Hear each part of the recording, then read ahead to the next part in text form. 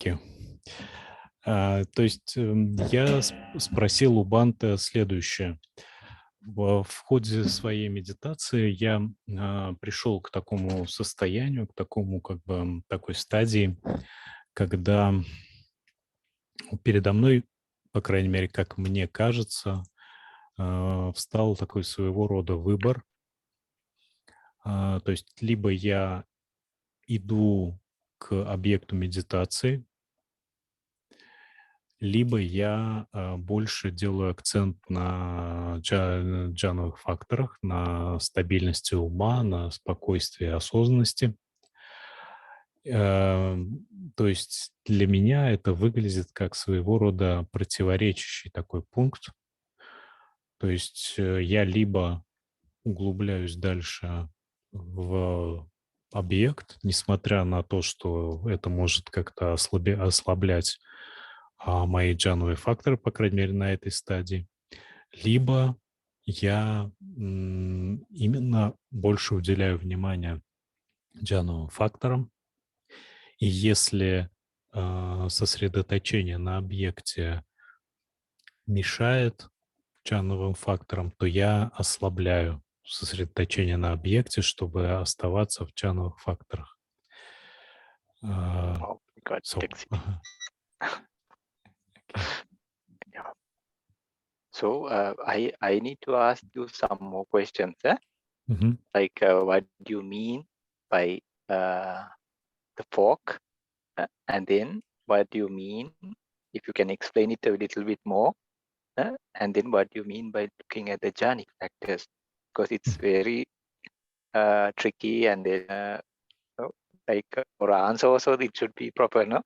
So can you please explain more? What do you mean? Fork, I can kind of understand, but there could be two answers for that. And but what do you mean by the jhanic factors? Or both, maybe, please tell. Окей. Бханте просит меня уточнить, что я имею в виду под вилкой, вот этой как бы два варианта, и что я имею в виду под джановыми факторами, потому что там тоже могут быть свои нюансы. Окей. The fork. Let me describe the whole process of meditation when I finally come to this point, this fork, so to say. So I sit with my object of meditation, with breathing, and just relax. I'm staying with. I'm not excluding whole my body. I don't exclude anything. I just stay. I'm just staying with my breathe in, breathe out, and with focal point, touching point.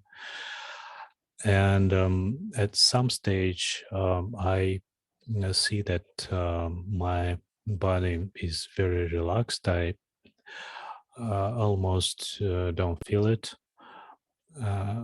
I feel a sort of subtle joy, very subtle, very very calm joy, and I feel a sort of vibration of bliss in my body, or more to be more precise, instead of my body, because I don't feel my body as it is. I just feel that this form and the bliss instead of it, and I see that my attention is very stable, is very still. It is just can be with object of meditation, with absolutely no effort from my side and so on. But if I try But my concentration upon the object of meditation is very subtle at this point. It's just very subtle. I remember about it, but nothing more. And if I try to come back to the object of meditation in more in a more concentrative way, I lose this state of stable mind. My mind just switch into the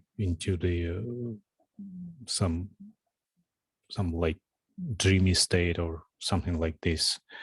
I just lose this state, and I have to come back to firstly come back to my object.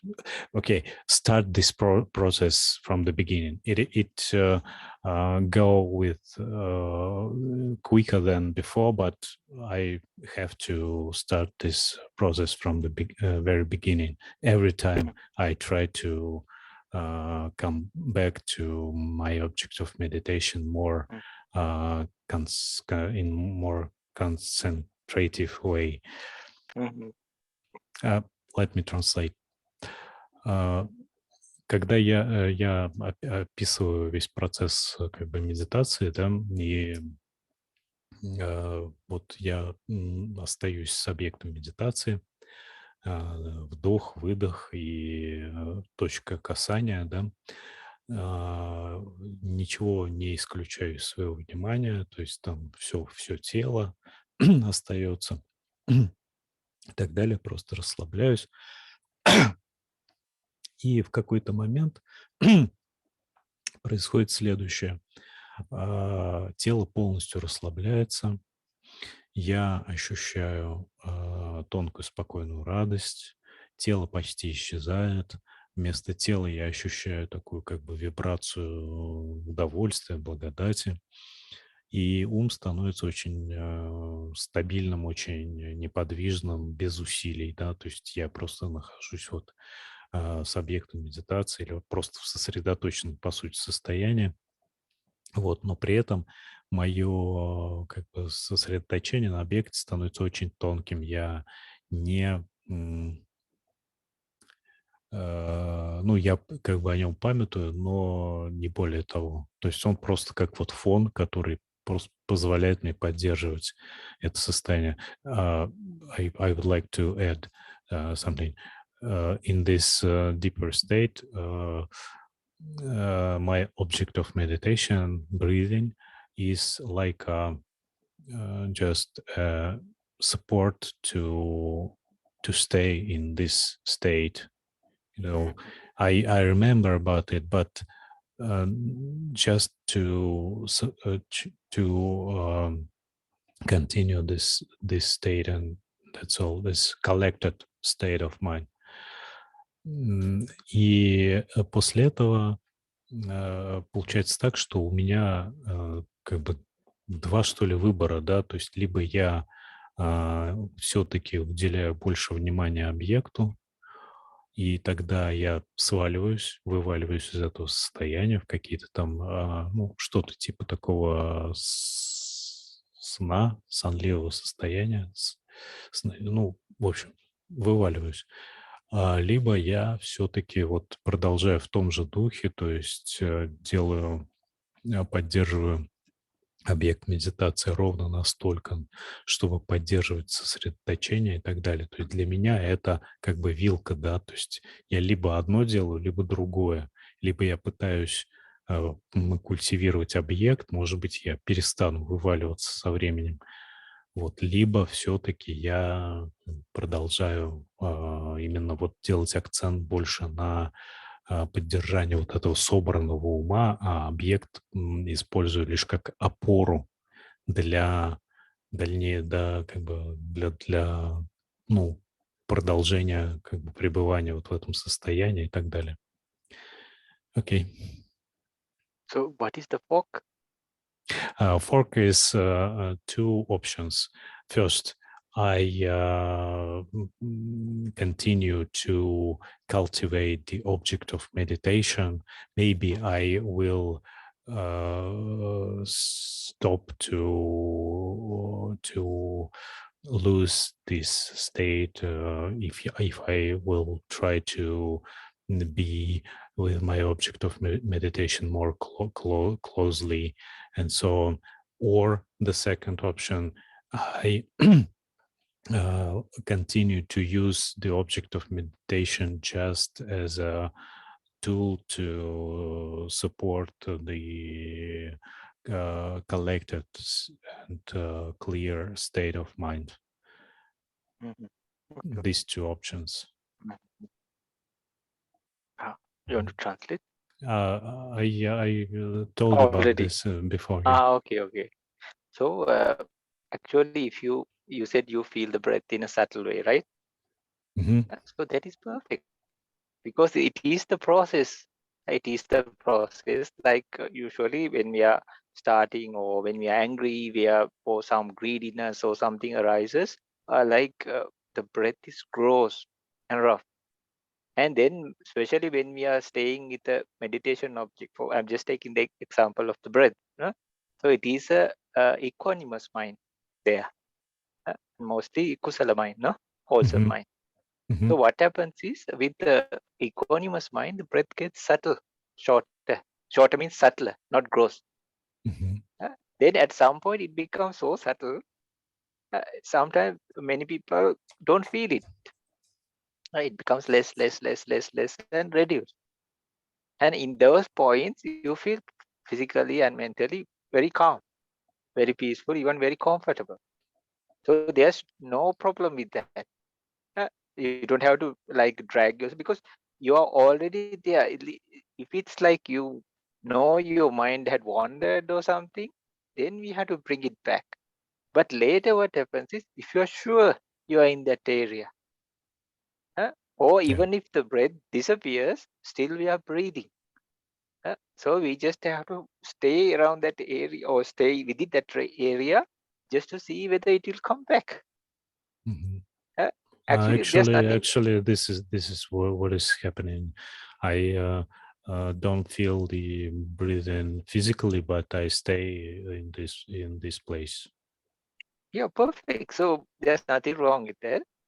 And in these stages, if a person can stay that for that a longer time period, naturally there's a tendency to feel more comfortable and peaceful, and even things like vibrations of rapture. But this is not the time we exactly discern them. This is not the time. There's a time, like, okay, if you're sure, like you can sit comfortably and peacefully, maybe whole 1 hour.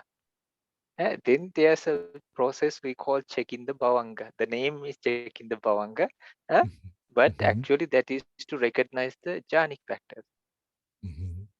So then, but until then, what we do is, if it doesn't mean like staying the breath means it.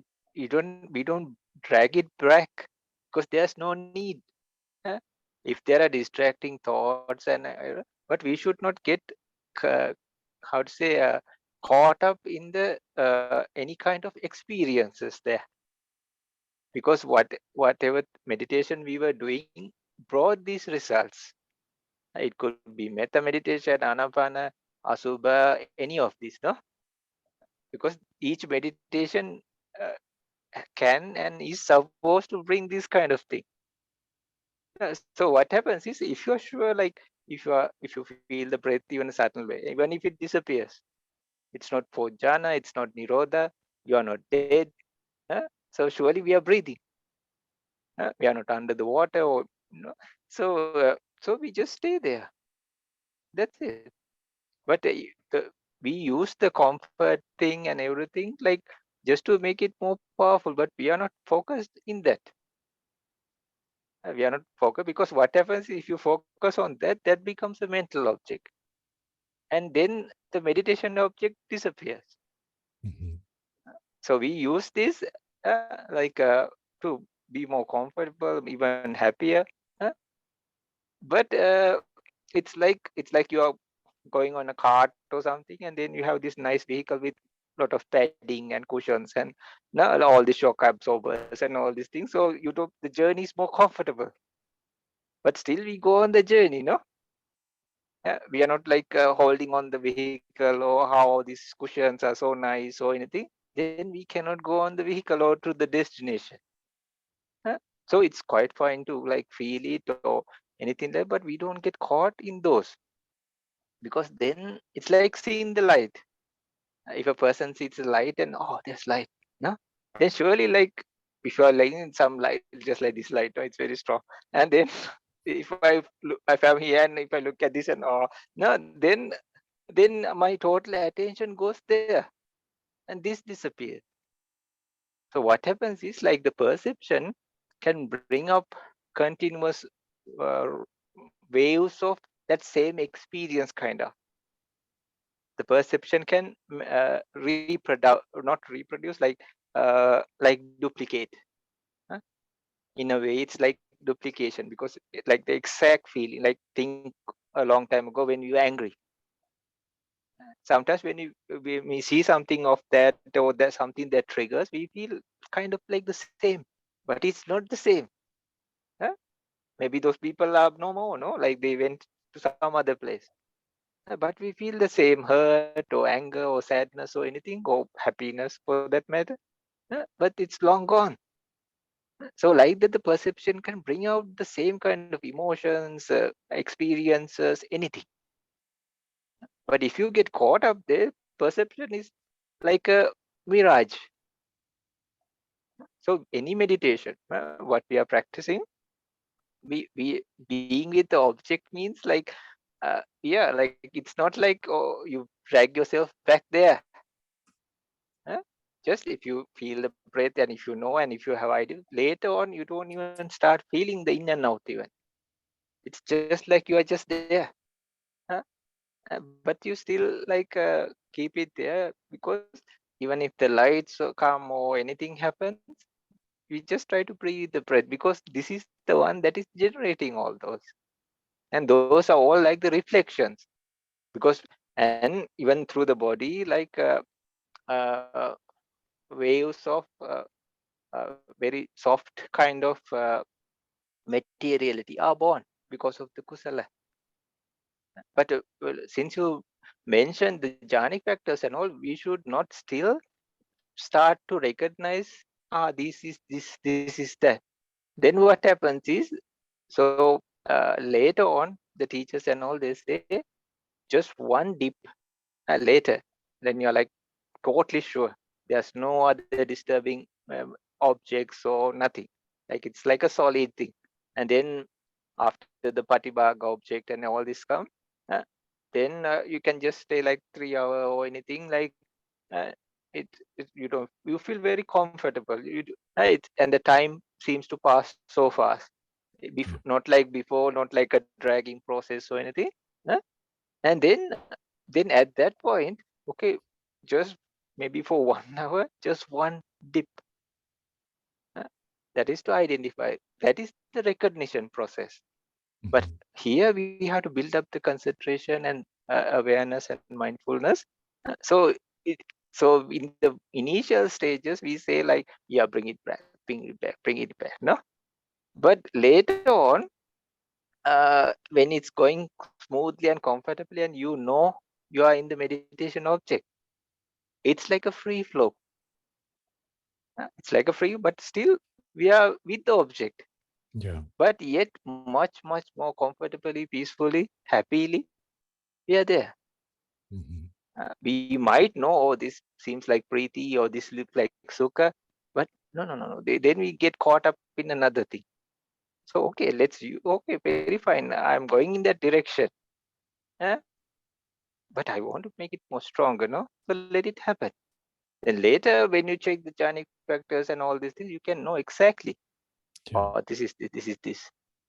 Yeah. But I just feel that I just should give it to evolve in its own way, and that's all.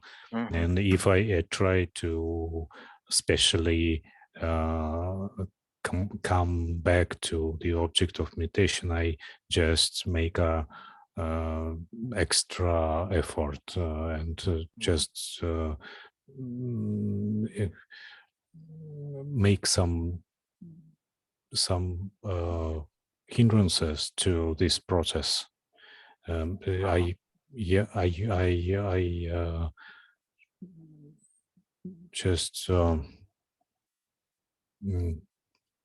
if I do this extra effort, I just stop this process from the evolving. So Oleg, please be careful. Like, so actually what happens, we just be with the breath, any tradition, any any kind of method, this Bhante, that Bhante, but Buddha just said be with the breath. So when the breath, when we are being with the breath, so what happens is the mind starts become more settled, focused, and then because it's a kusala object, it becomes calmer, peaceful, even happier. But we should know, like, and we just check on it, or like, why does it break? Why does it break when you try to bring it back? Because if you're already there, there's nothing to bring it back. Because this is a kind of activity, a kind of my activity when I try to, especially to be with my object more closer. It is a sort of my activity, and this activity just starts the process of my mind working, my typical mind, bad mind, daily mind. And this daily mind just leads me into the daily states, like dreamy states, or thoughtful states, thinking states, and so on. So when I try to come back, especially to my object of meditation, more than it is needed, I make a sort of activity, and this activity starts my daily lay mind working, and that is why the destruction is that's happening. why you mean the fork. Yeah. So you are asking like which to choose from this. Yeah. Because if I do first, I just cannot meditate. Actually, I come back to my daily mind, and if I'm told that I must to come back to my object of meditation. Well, I cannot meditate in this way, and I say to myself, well, this instruction is not for me, actually. No, actually what happens is, like, we just have to be with the breath. All of these many traditions, they so let's be very simple. No, in the Buddha said, so sato asasati, so sato pasasati. No, so then what happens is it becomes easier, more able to do. So then when it's like easier to do, we just stay there. And if it gets subtle also, no problem. But see, The Oleg, purpose like, is just to stay with object. yeah, just like, even if you feel it as far or anything, just to be there only. Even if you don't feel the in out, even if you are there, no problem. Even if the breath disappears, the idea is, okay, like, wait for it there. So this brings up focus, concentration, mindfulness. Not only that, equanimity, wisdom, how to say, even removing yourself from the sensual side, nekama, many and virya, many things. It seems like a simple thing, but it can be done very leisurely. Virya means you always, it's not grinding your teeth and then like chewing on a metal rod, no? Uh, So if you feel it, but be careful, Oleg. Like I'm just worried about the part because when it's a smooth flow, it's just a smooth flow. Uh, there's no need to even bring it back because it's already there. And later on, even if it's like, if you feel some kind of like, if you need a little bit more attention also, but definitely, Oleg, what happens is the five hindrances cannot go, even the wandering mind cannot appear. So either it, you should let it build some more, relaxed and and don't try to get caught up in the calmness. It could be it could be many sides. One, okay, for some time we feel calm and peaceful, but then the mind could be removed from the object because calmness you can feel. If you feel the body, like you said, waves after waves, you can Yeah. feel kind of pity. So soon as we focus, it's the body door. Because in your words, you said body, right? Huh? You feel it going through the body. Huh? So what happens is then it's broken from here. And there's a huge mind process that happens associating the body. And then even if we think, oh wow, this is rapture, finished. Because there's another mind process. Oh wow, this is happiness, piti, oh sukha. Now I'm feeling bliss. No, this is sukha. Then what happens is it breaks. Huh? So then it can make some space for five hindrance to creep inside. Because there's a gap and we let the meditation break, uh, then there's a gap for even for the five hindrance to creep.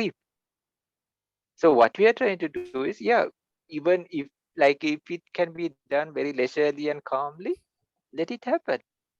If it can go 1 hour, 2 hour, 3 hour, even no problem.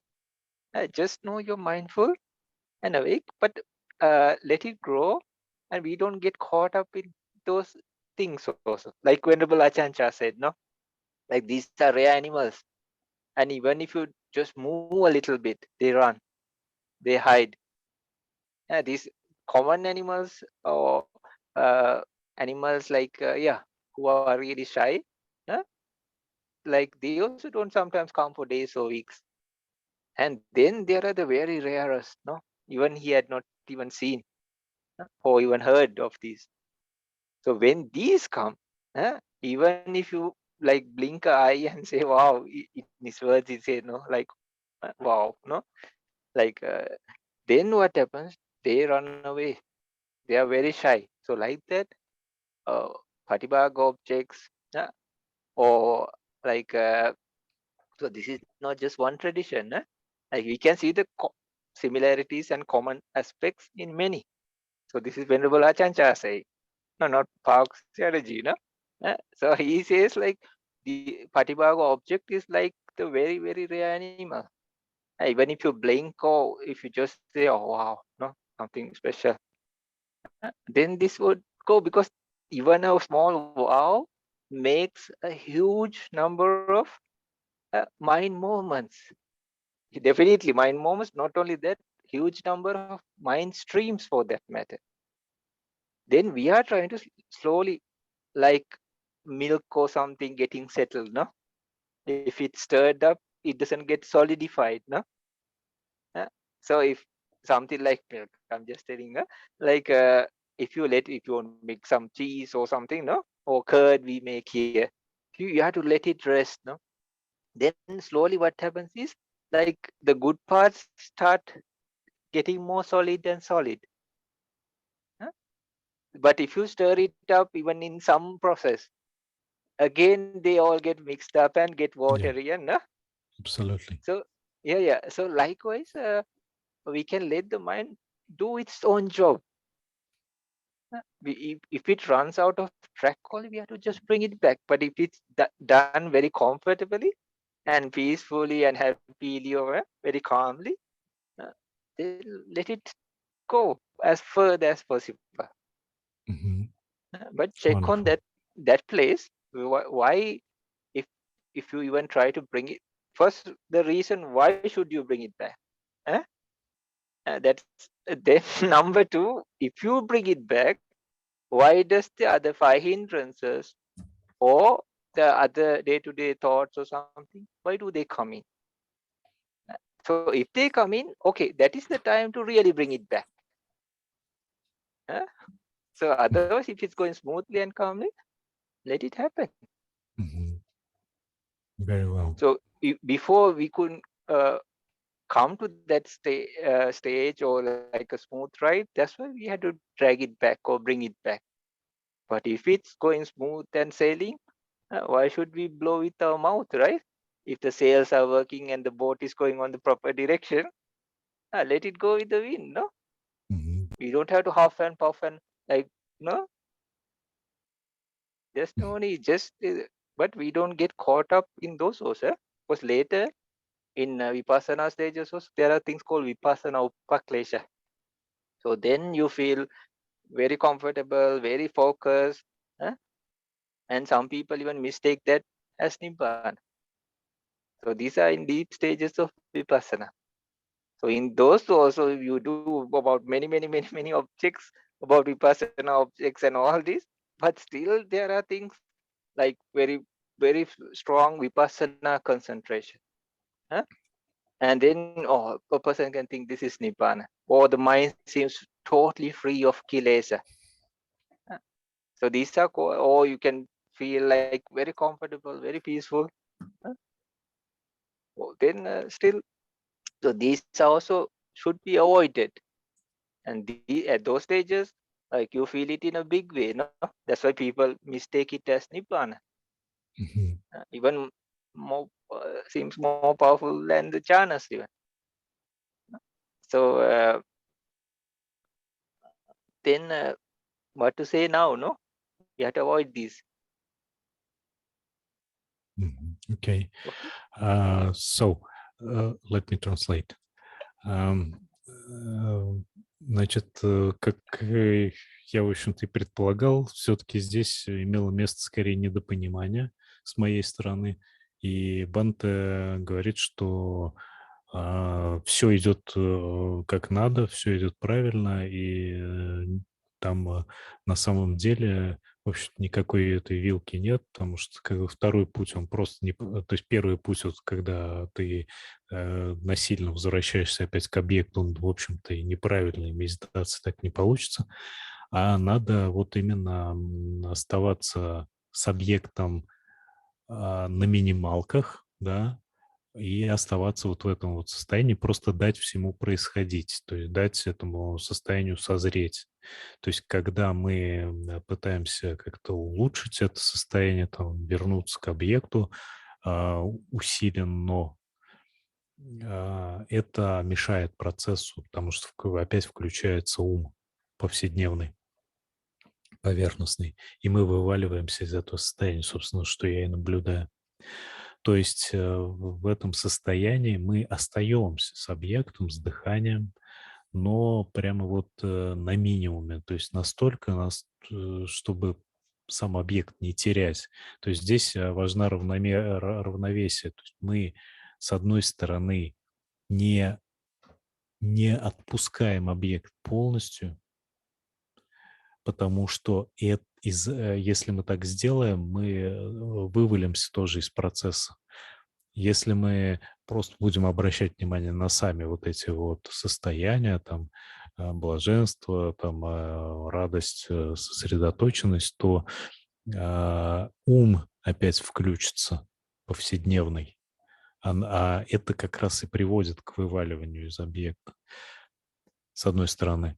С другой стороны, нам не нужно уже делать специальных усилий, чтобы оставаться с объектом.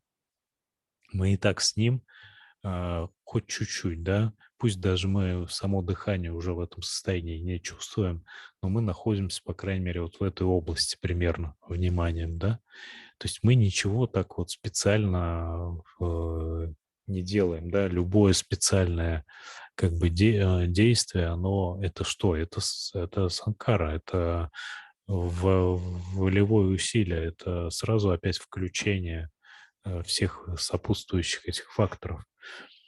Вот, поэтому здесь получается, что, в общем-то, вот все идет как надо, да, и получается, что с этой точки зрения как бы вот эти инструкции абсолютно в духе того, что я делал, да, то есть все идет правильно.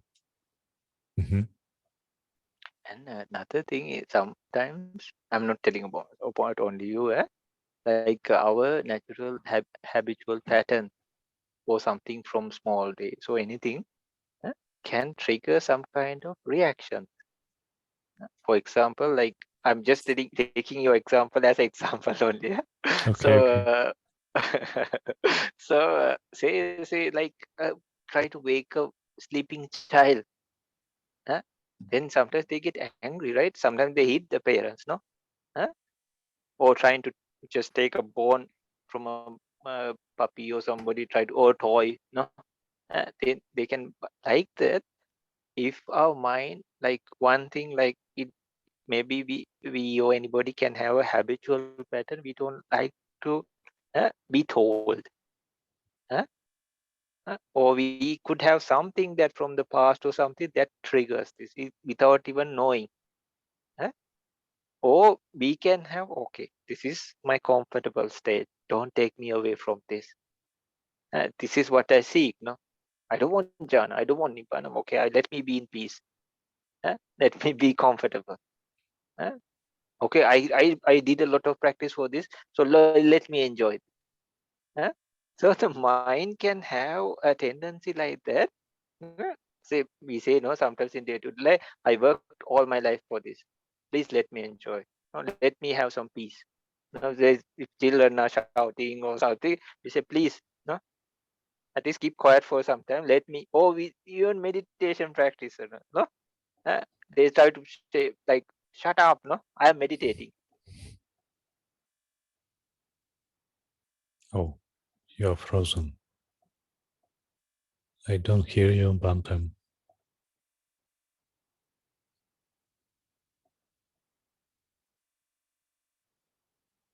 Все меня слышат же, как я понимаю. Да, Ah, окей. Мгм. So then sometimes I like some parents also, they come home and say, I work all day, please, even to their wife or husband or somebody, or children, please, leave me, let me have some peace. No? So likewise, these habitual in meditation, what can happen is there are a miniature sample of our trigger points, emotions, actions, reactions, many things. I'm not telling it's exactly that in your case, but just see, because then that's why in meditation we can fix it in the small scale. So if the mind is not obedient or it doesn't want to change, so what happens is we change the pattern. uh, so that's why a life can be transformed through meditation. We fix it in the smallest place, then when it goes outwards, it fixes a big thing, even their whole life here. That's why in ancient days, like people like murderers or prostitutes or anybody, they became arahants, no? That is in the biggest way, no? But in our small way also, like for things like we don't like to do, no? Or but now we had done a lot of hard work, but still there could be the bull is really close to the post, but it still can huff and puff and try to, no, even because it has horns, no, it has hooves. Now it's not far, no, it cannot like kick you to death or run after you or anything. But still, when it's there, it's difficult to approach it. Uh, it's not totally tame, no. You cannot remove from the rope. Мгм. Still, it can hit you by the horns or kick you by its hooves. Uh, so then then the time is we don't give it food. So that is the time, okay, like if this was my natural reaction, okay, I don't do it. Not that I don't, I have to do the opposite. But wait. Huh? Let it be. Huh? We just let it be. We don't react. Or if the mind says, oh, no, I want to be there, no, I with the calmness or anything, no, anything, which is comfortable. Huh? We don't have to say, no, you have to get back to the breath or anything. Uh, just be, calm down, no? Or just hold on a bit. Huh? Or just let's stay in this pose some time, no? Like that, let's stay with the breath for some time. So then it changes the pattern. But if it's just smooth sailing, let it happen. Okay? И у нас в медитации срабатывают те же как бы старые паттерны, старые привычки, которые у нас накопились за годы жизни, может быть, за прошлой жизни. То есть это привычные реакции. То есть если возникают какие-то состояния, там, которые нам не нравятся или еще что-то, мы реагируем привычным образом. Но в медитации мы вот с этими реакциями как бы имеем дело в таком на зародышевом виде, то есть на начальных стадиях. Вот у нас как бы бык нашего ума в медитации, он притянут, оказывается, к столбу, да, он сам себя притянул, примотал. Вот, и он не может сильно так разбежаться, дернуть, но он, тем не менее, дергается. И вот эти вот дергания мы видим. И, в принципе, вместо того, чтобы как бы потакать им, мы можем их прекратить. И в медитации это делается намного легче, чем вне медитации, да. И постепенно, когда мы практикуем, по ходу, по мере того, как мы практикуем, происходит вот как бы нейтрализация, что ли, вот этих паттернов. Именно потому, что мы их раз за разом, ничего с ними не делаем, да, вот так скажем. И они, соответственно, не получают от нас укрепления, энергии и постепенно усыхают и так далее. Ну, это как вот со своей стороны добавлю это вот нейрофизиология. То есть если мы какие-то цепочки связи нейронные не питаем своим поведением, своими реакциями, они сами собой постепенно сходят на нет. Они укрепляются только повторением соответствующих действий, соответствующих вот паттернов поведения. Мгм. So, like, for the meditation, there are some ways of checking it for ourselves. One is like how quickly you can start your meditation. How quickly? Мгм. Because actually, sometimes when you even many for different traditions, Mahavadi tradition, and all this, so Oh, the sound is very poor. You're frozen. But can you hear? no, not very much. Now how is it? No, say something, please. No, you're frozen.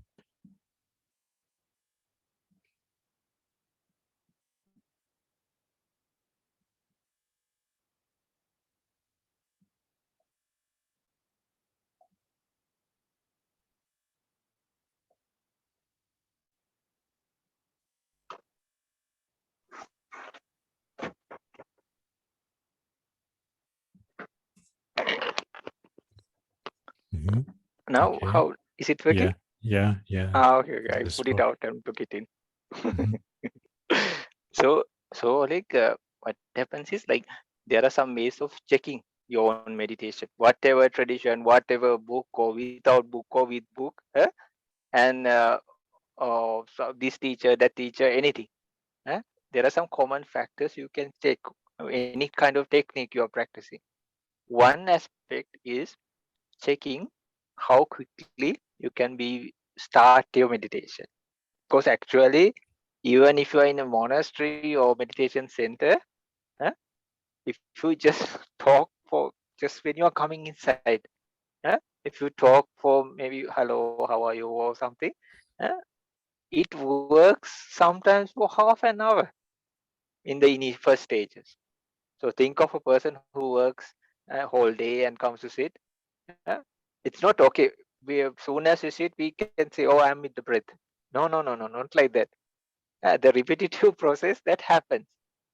Not like, oh, did I forget my groceries? Did I do this? Or did I finish my checklist?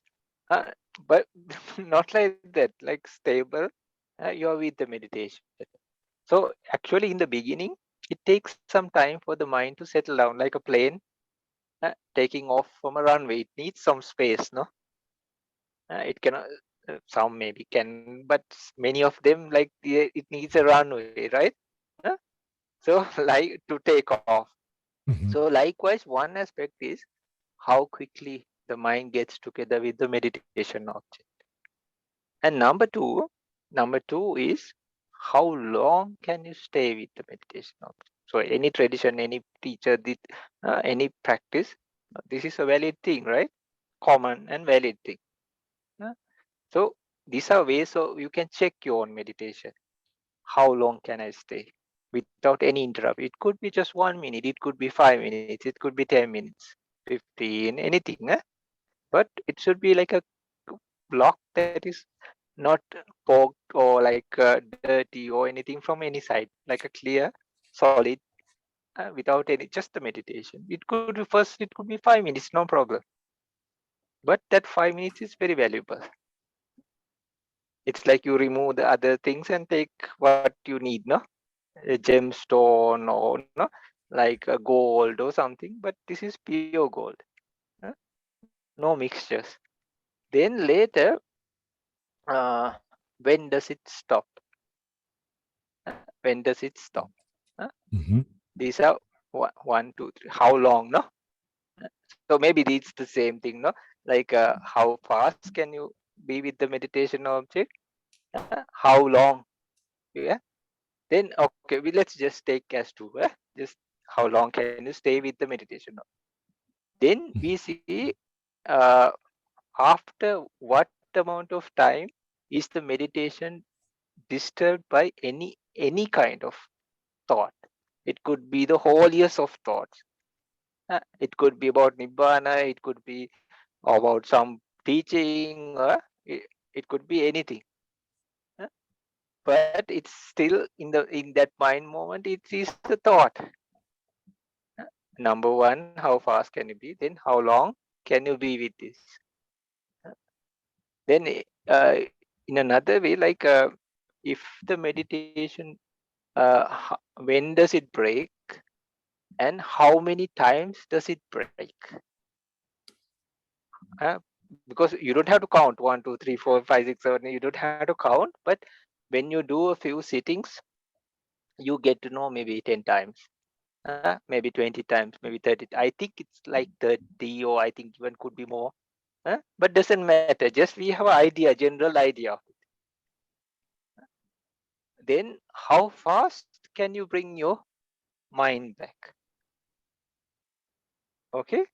Mhm. How many times does it break, and how fast can you bring it back? So actually we are focusing on the front end of meditation, the middle part, uh, and then how long does it last means like the end part. uh, First part, middle part. In the middle part, which is the most valuable part, uh, this is the time we see how many times it's disturbed.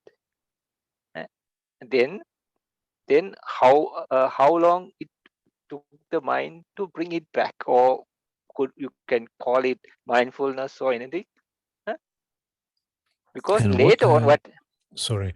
the- What do you call disturbed? What is disturbed by any thoughts? kind any kind any kind So any kind you you sit in meditation and maybe some thought just arises and it doesn't affect on your meditation. You just continue to stay with your object of meditation.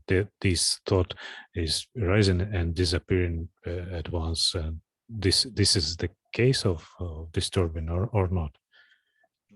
Because like at that time the meditation is broken.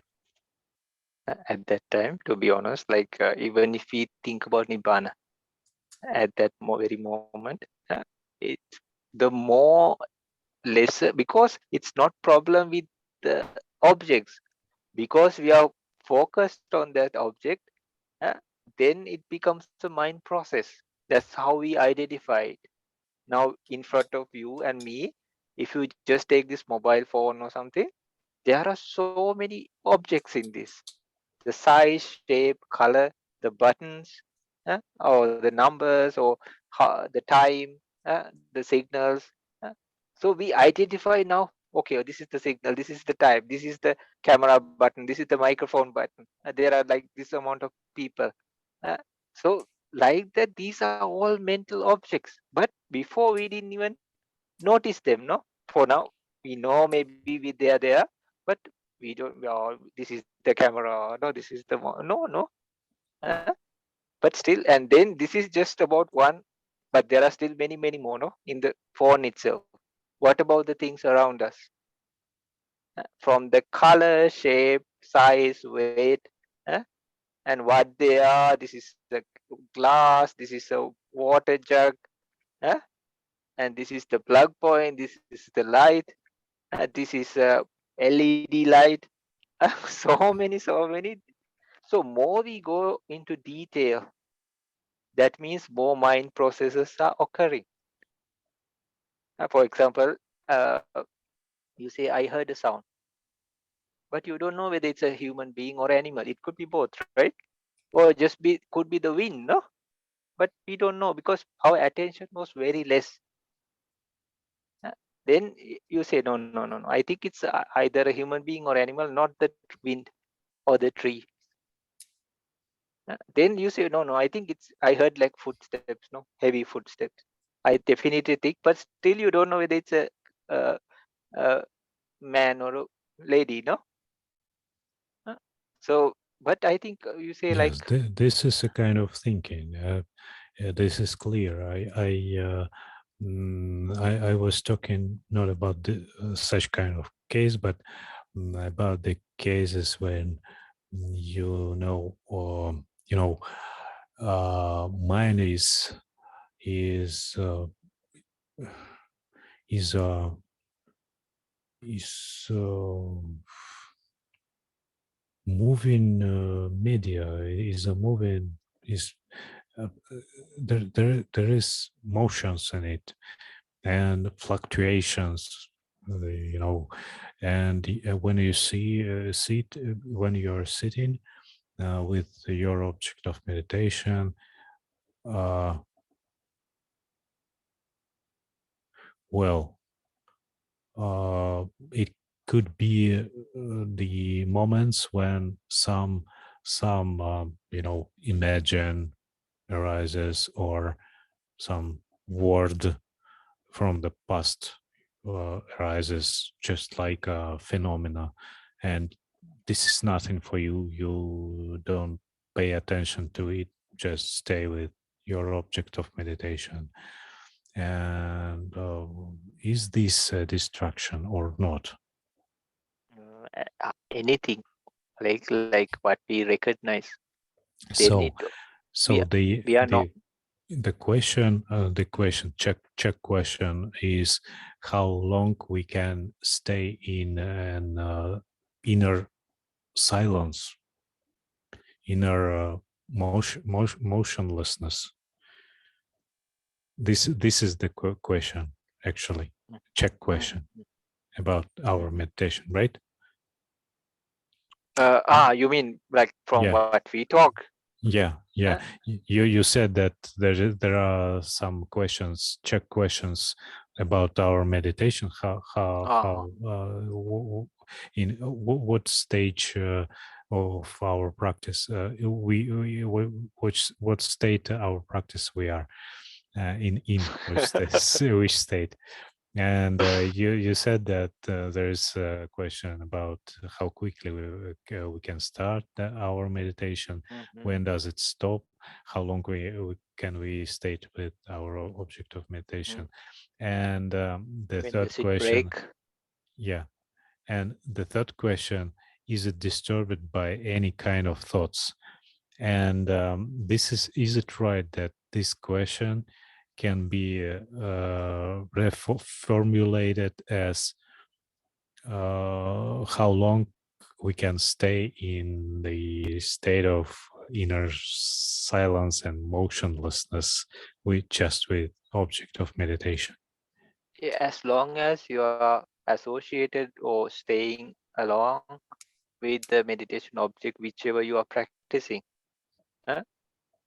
Mm-hmm. For example, like you said, you feel in a subtle way, no? And at that time, you feel inner silence or something. We can name it like that. But don't try to focus on the inner silence, because the meditation object is they have to generate that. Mm-hmm. If you focus, then the mind tries to mind can take anything as object, especially from the heart. That's why past, present, hallucinations, anything it can create. Even nibbana it can create.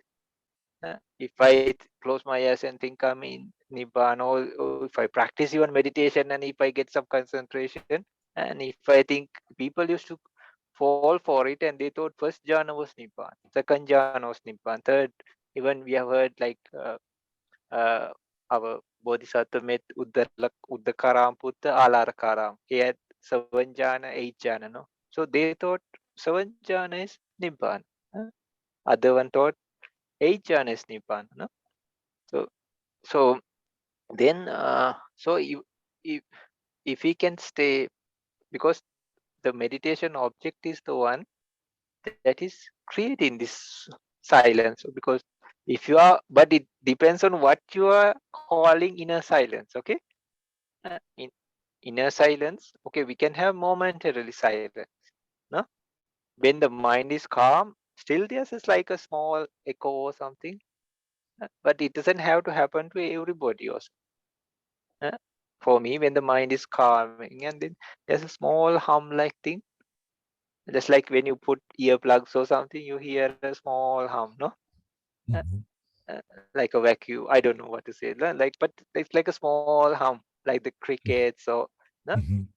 Mm-hmm. But before it was strong, but later it became reduced, and my total attention was gone from that. Mm-hmm. So our idea is to be with any selected meditation object which we select. But the meditation object also has to be a proper one, proper one in the sense like uh, because uh, anything can be taken to the mind as an object. Well, we were talking in Sri Lanka about this also today. Like some person said, like uh, in some I also have gone and practice. They call heart, how to say, heart awareness. And then it seems like you are staying with the heart and feeling there. Mm-hmm. But it doesn't take you anywhere. Mm-hmm. These people have been practicing for years on. Mm-hmm. So, but it seems a good thing. And one person says, like, when he's driving his motorbike or something, he's totally becomes that. But in ultimate reality, that is the truth. No, other time what happens is, but still, when he's accelerating, using the gears and all these things, he has to come back. He cannot totally stay. He'll meet with accident, right? On the mobile. So though he doesn't recognize this, the mind is so fast. He sees, he hears, somebody can jump across the road, the animal can jump, some crazy driver can come. There are the color lights. So actually, but he feels, because some other youngster or something, when they are going on a bike, they could be looking around, no, some girl or something, or maybe see some shop, I need that, I need this, or angry with somebody, or no, like when traffic, no. But it was there because one person had been practicing yoga for a very long time. uh, and so he's all everyday practicing the yoga, right? So he has a natural tendency to fall. Then the other person I spoke, both of them were in the same meeting. uh, he also had been practicing some methods. This called heart awareness, uh, it's like meditating from the heart. uh. So he said when he goes in the bus or anything like that, the train or something, he naturally falls. He doesn't feel tired as much as before, very less. So we all, like some people sleep for that matter, no? When they go on trains or buses or on a trip or anything, sometimes some people, they're okay, they fall asleep. uh. So there is some pattern that falls. So I said, okay, I didn't want to say, no, you are wrong or anything. I just said, okay, now you have this. Please add a little meditation to that, because you have already, you had made some kind of platform, no? Because they have been practicing these for years, but it didn't take them anywhere, no? You can say, oh, why not, no? Like it did something, now they are peaceful, no? But it's temporary. So if you put a proper meditation object, what happens is, because people can think, no, they visualize. So there are visualization meditations that can bring, but it's temporary. There are mantras, there are so many things, no? Uh, So, or some people go through affirmations, no? Like lines and lines. I am a good person. I am a positive person. I am a strong person, no? Like that. Mhm. But in day-to-day life, it can be, no? It's like you self-hypnotize yourself, and then when you put many things inside again and again, uh, it's like you give like a magnet, no? You give power to it. Then there's a tendency, because in the heart, oh, and there's a tendency when you see something, or do this, okay, I can do it. Before, no.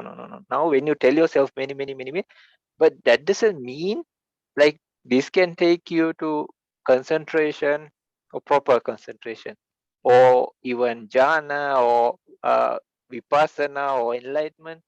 So we all are trying to be free from suffering, no? Or have peace, a proper peace of mind, or even a longer, more stable peace of mind or happiness. Uh, Then, the proper causes brings proper effects.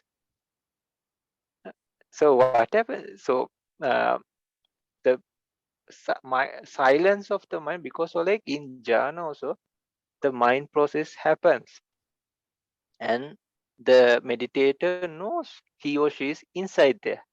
Mm. But first, in the maybe in this life, the first moment, uh, you don't know until it happens. But that doesn't mean later it's well organized.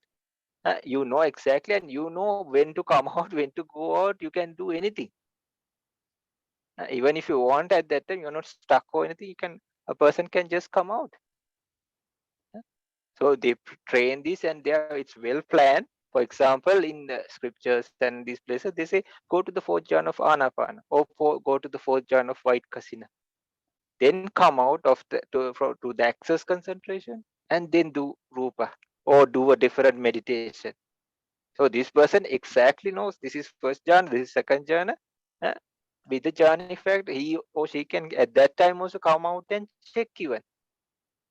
But that there are jhanic mind streams that occur. That's why this person is in jhana. Uh, So, but it's solid. It's very strong, powerful. That's why the jhanic factors are at their highest point of power in absorption. But that doesn't mean you're stuck and you don't know and nothing happens there. Uh, So, likewise, we have to use something. So inner silence, if you call it that, uh, So, but please recognize what you are really meaning by that. What do you mean? If you mean like total silence, then it should be nibbana. If you want even higher qualities, then there are things called vipassana concentration. But that should come through vipassana practices. This is very powerful. This is very strong. And then the mind gets really, if you take a vipassana object, the mind goes deep, deep, deep into that. Really holds, because you have been doing many, many practices before that. There are vipassanas, you do many, no? In different ways and methods. For example, the 40 ways.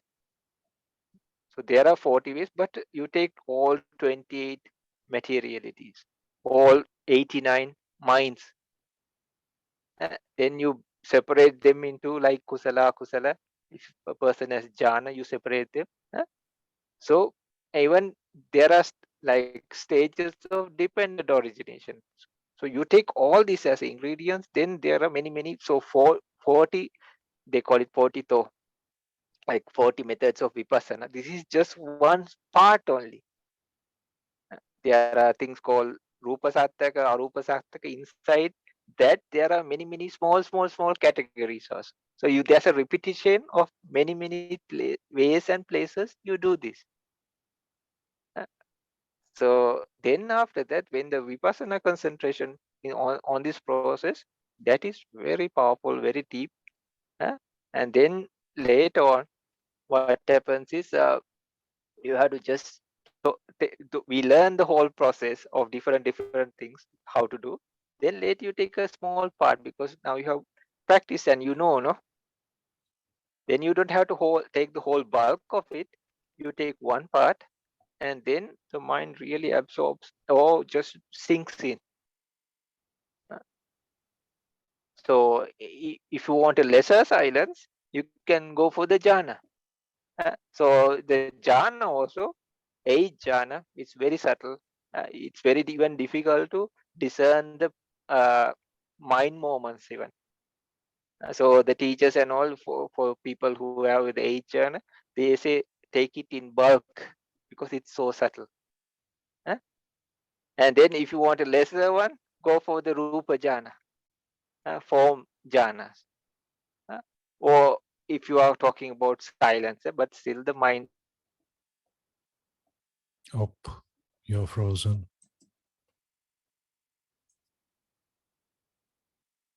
Bhante, we cannot hear you.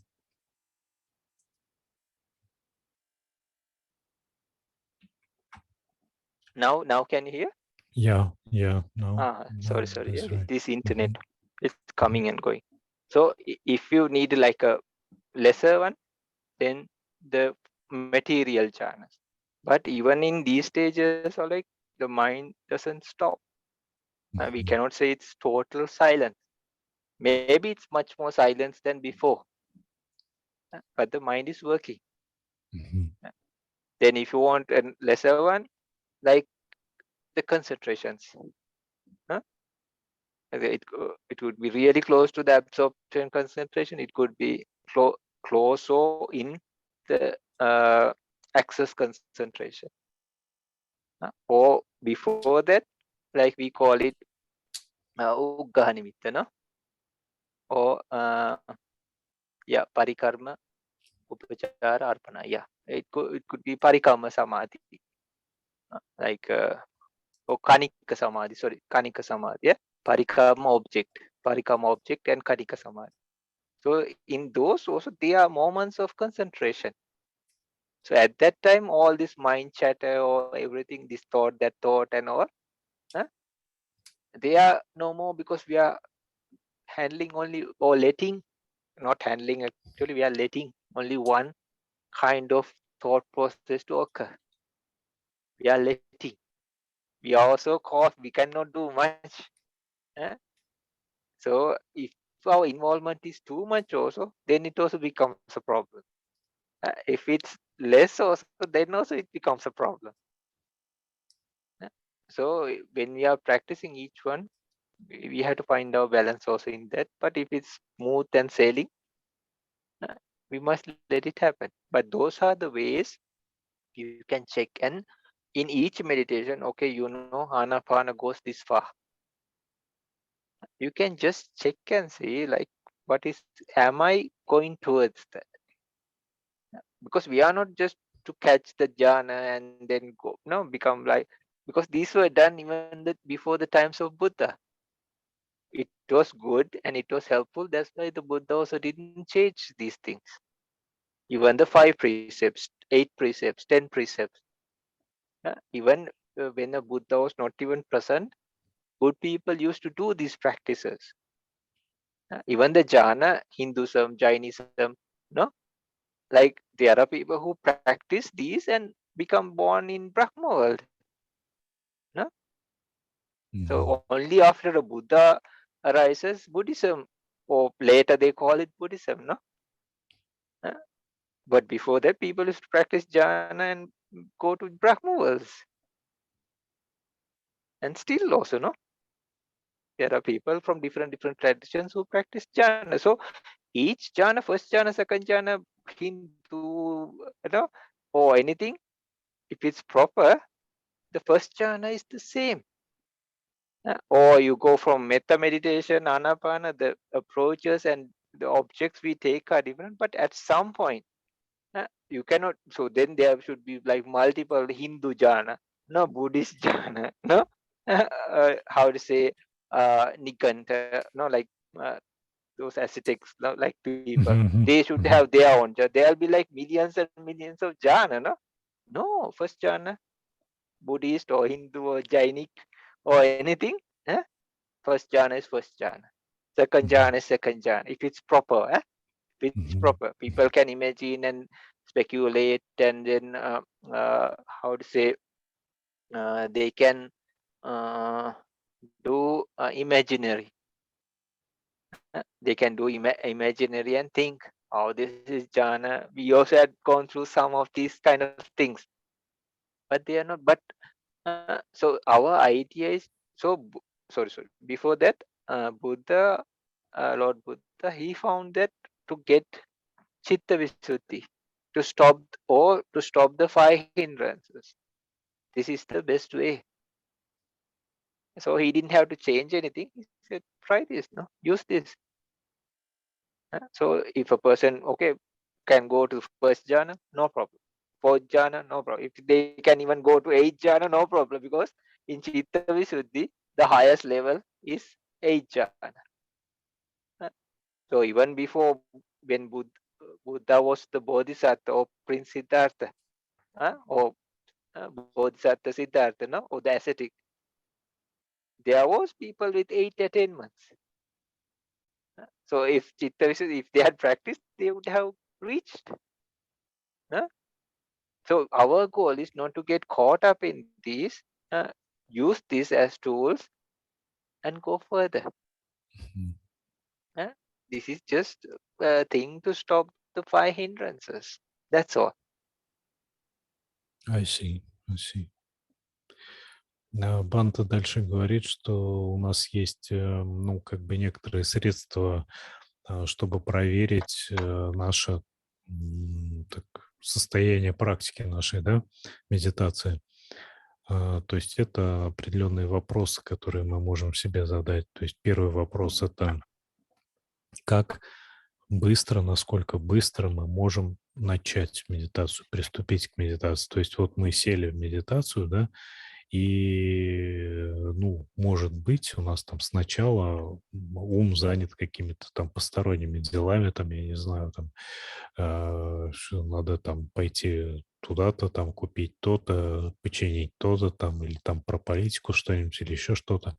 Вот, и только потом, через какое-то время, у нас весь этот мусор как бы уходит, и мы, собственно, уже приступаем к медитации. Вот сколько времени проходит, прежде чем вот этот мусор пройдет, да, это первый вопрос. Второй вопрос — это как долго мы можем оставаться с объектом медитации, ну, то есть сколько у нас длится медитация, собственно, вся, да. Вот. Третий вопрос — это прерывается ли... Вот у нас как бы медитация состоит из 3 частей, да, как бы начальная часть, средняя часть и заключительная часть. И вот в средней части, когда у нас медитация, так сказать, полным ходом идет, вот как часто мы прерываемся, наше сосредоточение на объекте или пребывание с объектом, скажем так, прерывается любым каким-либо видом мысли.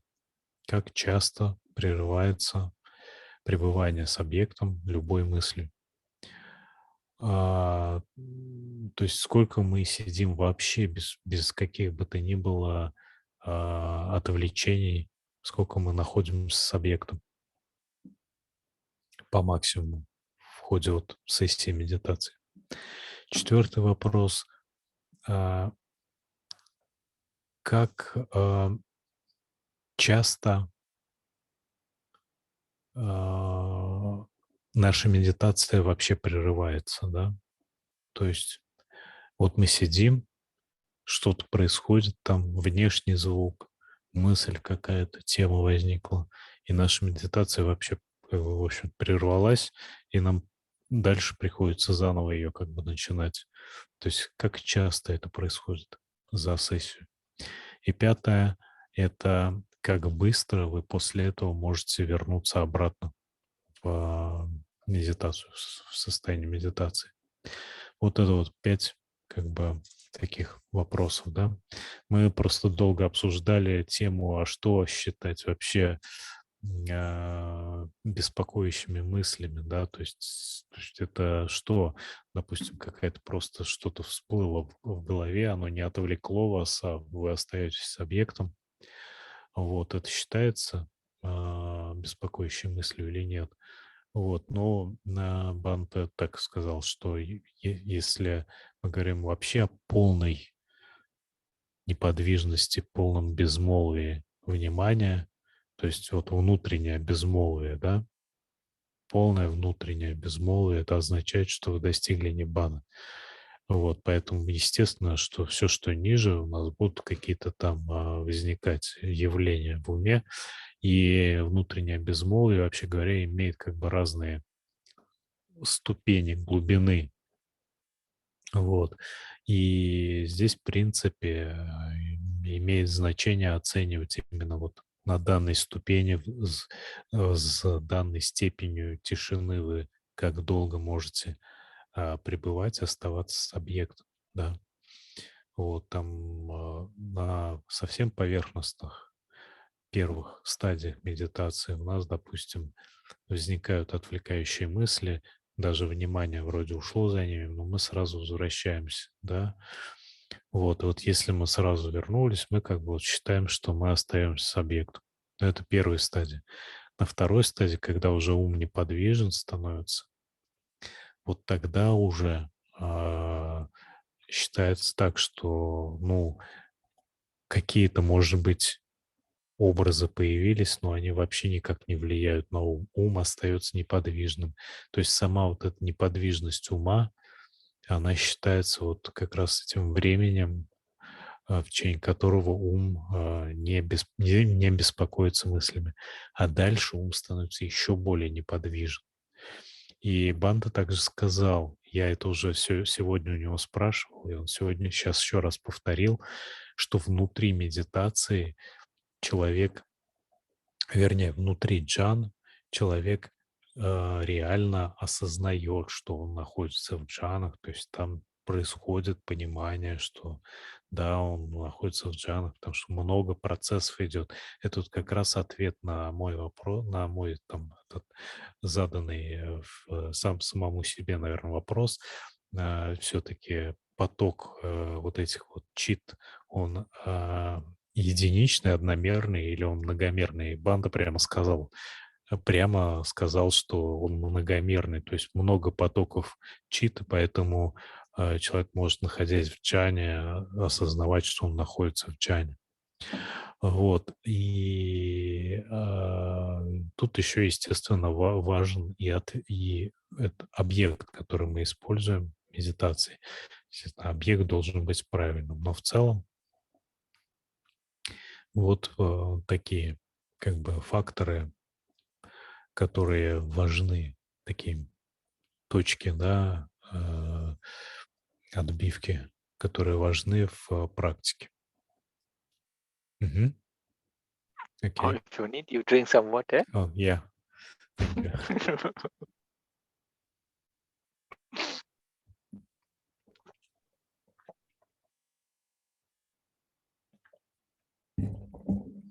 So coming back to your, did you please still like see the first part, middle part, last Yeah, part? yeah, yeah, You yeah, told, right? yeah. And then see how many times it disturbs, and then Absolutely. how quickly you can bring it back. Yeah. So please tell all these places, they widen and the gaps are filled, and the mind Mhm, becomes more quicker. Like you mhm, can be quickly, and then uh, even the last part, you don't feel tired or exhausted, or it's not like you lift something and then you feel or run or jog or walk, and then the last part you feel tired, no? Huh? But like that, it's like the time the plane is landing. So the good concentration part is like the time there's a comfortable flight.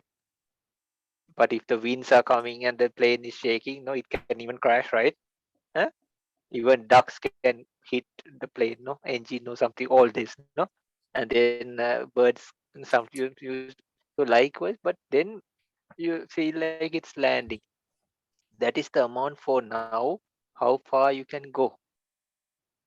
So actually, this happens within the time frame of 5 minutes also for some.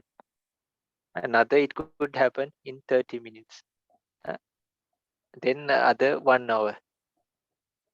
So the idea is like when the gaps are filled, it's like water drops connecting or mercury. When you put some drops and then all get together, no? So mhm, I like it. Not only that, it goes for both sides also. It fills in the gaps in the middle, and then it goes on either direction also. Like that, uh, what happens is the mind quickly comes. If it took 5 minutes or 10 minutes or 20 minutes for the mind to settle, it becomes less from this side. If you just could do 5 minutes or 10 minutes, yeah, it becomes longer from this side. And the middle part also, if it the mind was kind of like distracted, or it's like attacks or no from the kilesa or 5 hindrances or anything, those like ants or something comes and eats something, no, you see holes, and no, then these also fill up, and then it becomes more solid, more filled. So later on, all these things, and even if the mind wanders, then okay, before we didn't know, the mind was going here and there for a very long time, maybe the whole meditation session even sometimes, no, was in the when we were starting. Then we had to bring the mind back. Huh? Then later that also becomes faster. Then only like soon as it's trying to escape, or like, oh, this is now trying to becoming weaker, or just getting starting to your mind even notice those things, like you are lifting something and then you feel like, oh, now it might fall. So like that, but that doesn't mean you have to grasp on it. Soon as you think this, the mindfulness happens.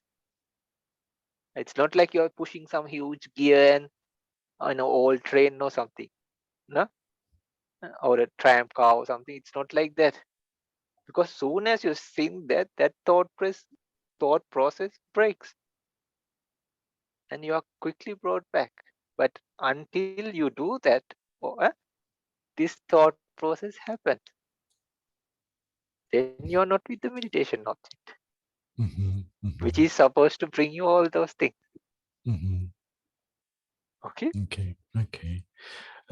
И по мере нашей практики вот эти вот периоды, когда процесс прерывается какими-либо мыслями, мыслительным процессом, эти периоды становятся короче, а периоды пребывания с объектом, они становятся все шире. И, соответственно, вот постепенно все это время становится заполнено пребыванием с объектом, может быть, там с редкими какими-то перерывами небольшими и так далее. И, ну, понятно, что когда у вас идет мыслительный процесс, одна мысль рождает другую, там какой-то звук, и у вас там возникают уже какие-то ассоциации, мысли, такие даже просто мыслишки мимолетные, что это за звук там и так далее. А то это уже мысль, это уже процесс, вы уже не с объектом медитации в этот момент, да, то есть ваше сознание не, то есть оно работает, ну, такое, так сказать, поверхностное сознание в этот момент работает, да, соответственно, вы не с объектом, не в медитации находитесь.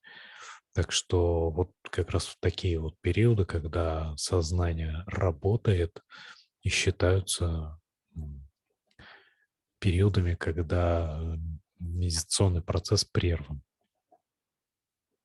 Таким образом. Мгм. So please tell Oleg, like first select meditation one object, which is a practice, which is a practice, and see whether you are comfortable with that. And you can try different, no, but don't take a long time for that. Just see, because now we have been hearing these things. There's anapana, there's loving kindness, no. So and many people kind of know these things after some time, no. So then just see, select one that you feel very comfortable, and you feel it like, with this I can do it longer or stay with it longer. I feel comfortable with it, no? But an agitated mind will try to reject anything at any moment, even if it's something very good, no? Uh, it's like giving some food or something to angry child, no? Even if it's very delicious, they will try to throw it, no? I don't want it, no, I don't want. Uh, I'm not hungry or anything, no? So, but just see, like, and then just do a little bit of investigation. What this, how far does this meditation works? How far is it legit? Legit means like from ancient days, no, like not only Buddhist, like for example, loving kindness, no, people are born in the Brahma worlds because of loving kindness. They are called the four Brahma Viharas, no, Metta, Karuna, Mudita, Upekha, no, loving kindness, compassion, sympathetic joy, and equanimity. These are there. So just see, okay, then loving kindness, it can take me to third jhana. Just to know, okay, Anapana can take me to fourth jhana. So you have an idea, okay, Asubha can take me to first jhana. If you have four elements, no jhana, but it can take me to access concentration. Buddha Anusati, Sangha Anusati, Devata Anusati, many of the Anusati meditation recollections can just take to access concentration. So we know the destination. We later you can turn it towards vipassana. That's a different. We are talking about the stage we are in now. So we should know, okay, and then that the good part of that, later when you are practicing, you can see, am I in that direction? So if they don't, if somebody comes and say, no, no, no, no, no, no, no, no, this is the way to do loving kindness, then you know, when you're practicing also you will feel, okay, this loving kindness meditation can take you this much. So am I reaching that? Am I going towards that? For example, the breath. Okay, so when we know more about it, okay, this can take you even to fourth jhana. Or before that, there's access concentration. And then before that, there's a stage like we just be with the breath. And you can just stay. It's like a free ride, or like a free flow. Just like some child, or just like just floating and going in a river. You don't have to do anything. You just go with the flow. You feel, even the teachers used to ask, are you practicing comfortably and peacefully? And then you feel even if you do 1 hour, no problem. 2 hour, 3 hour, even same. It's not like, oh, I tried for 2 hours and I finished. No, not like that. Because the concentration and that process of it becoming going to the ends of it, from the latter part, it expands. It stretches out from that corner that made you tired after 5 minutes. The end that made you like, you felt like the energy or the concentration is dropping after 30 minutes or 1 hour maybe. When close to the 1 hour, you feel bit body pains or the mind going here and there, or you feel some other thoughts also coming, but still you can quickly bring it back. Huh? So these are signs that this is the okay, the like a firecracker or something going up, no? Then when it's going full force, oh, very nice, very beautiful. But later you see like like the sparks and all the energy is getting lesser and lesser. Or car going to stop without petrol. No?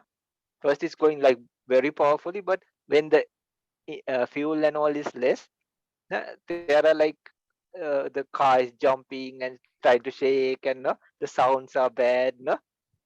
So like that, even something, no, like a bell or something, like the sound gets like very low, and you hear these odd sounds and not working properly. So like that, when you practice, oh, now the concentration is dropping. Uh, so do you know at that time, okay, this is the kind of level, uh, like a person doing exercise, no? He knows like, okay, I can do this 50 times. uh, so later he or she does like 51 times or 55 times.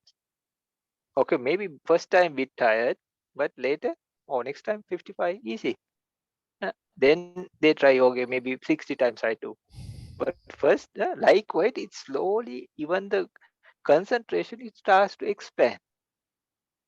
Uh, So then there's when the amount that it was comfortable and all, then you let it happen in that time also. But first see, like, so then we don't have to like, if say somebody say, no, no, no, no, no, no, this is not the way, you should do like this.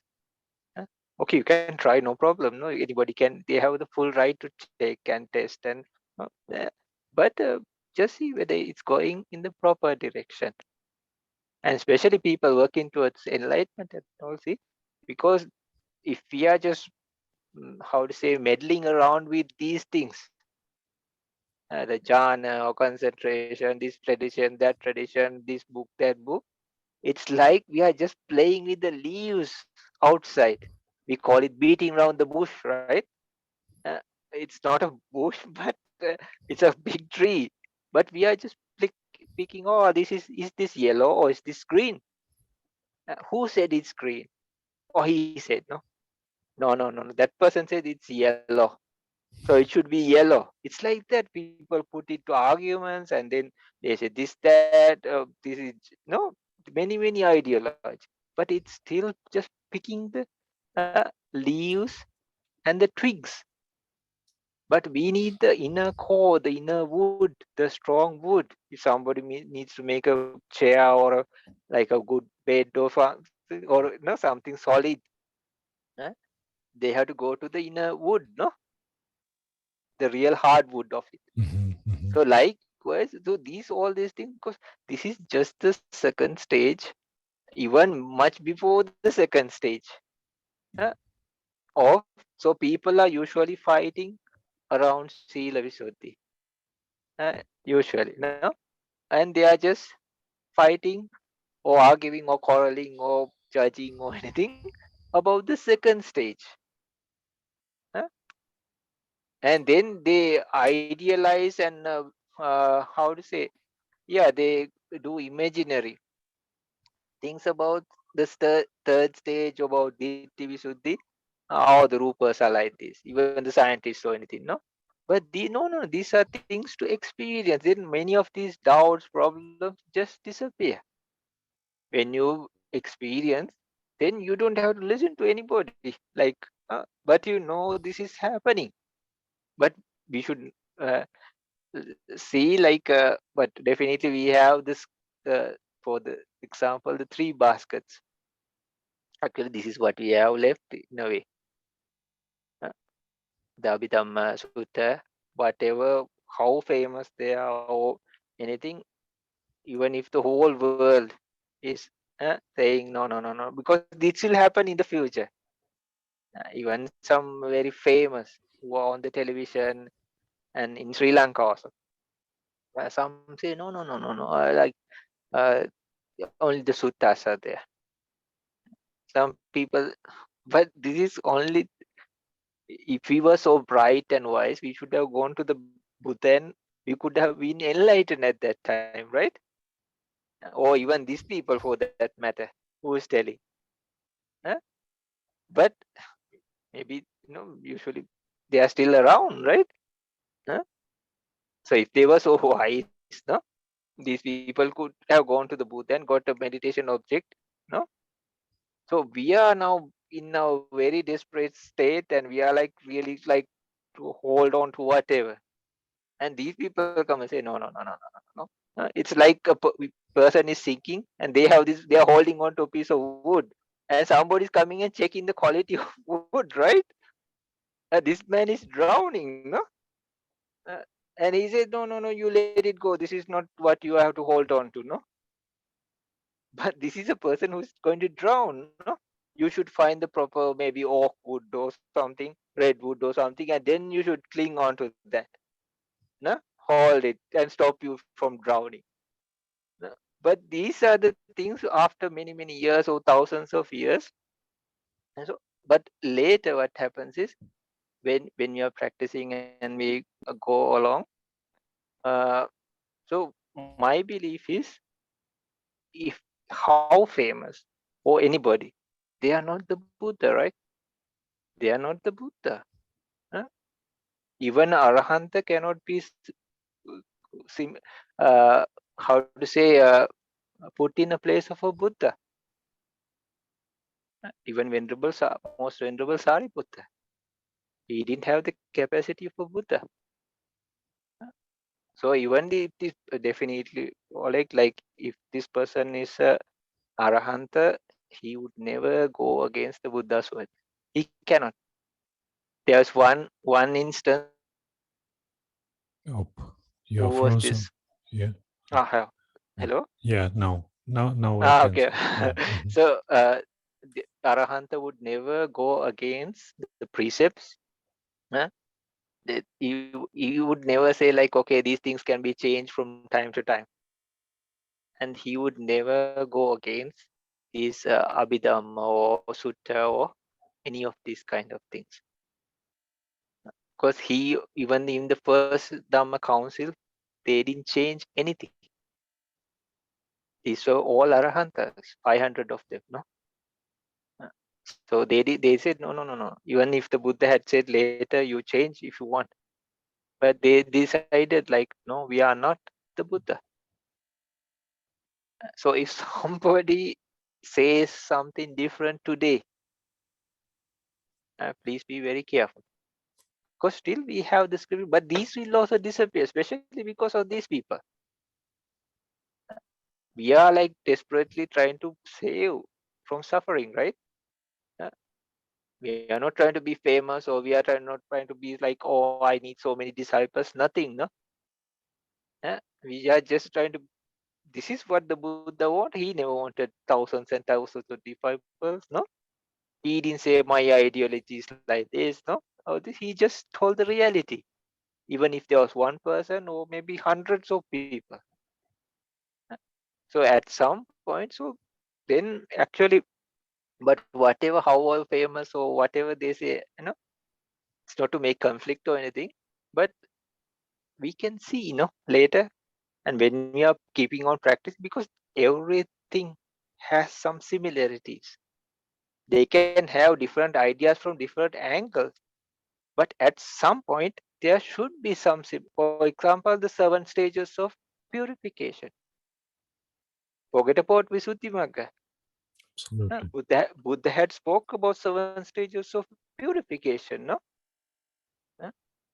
Okay, Venerable Buddha Gosa, he took, how to say, extractions of the Dhamma, and he had to write it as a test.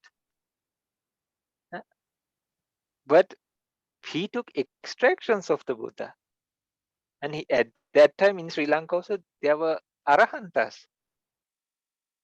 It was a test for him to see whether he is suitable to translate it.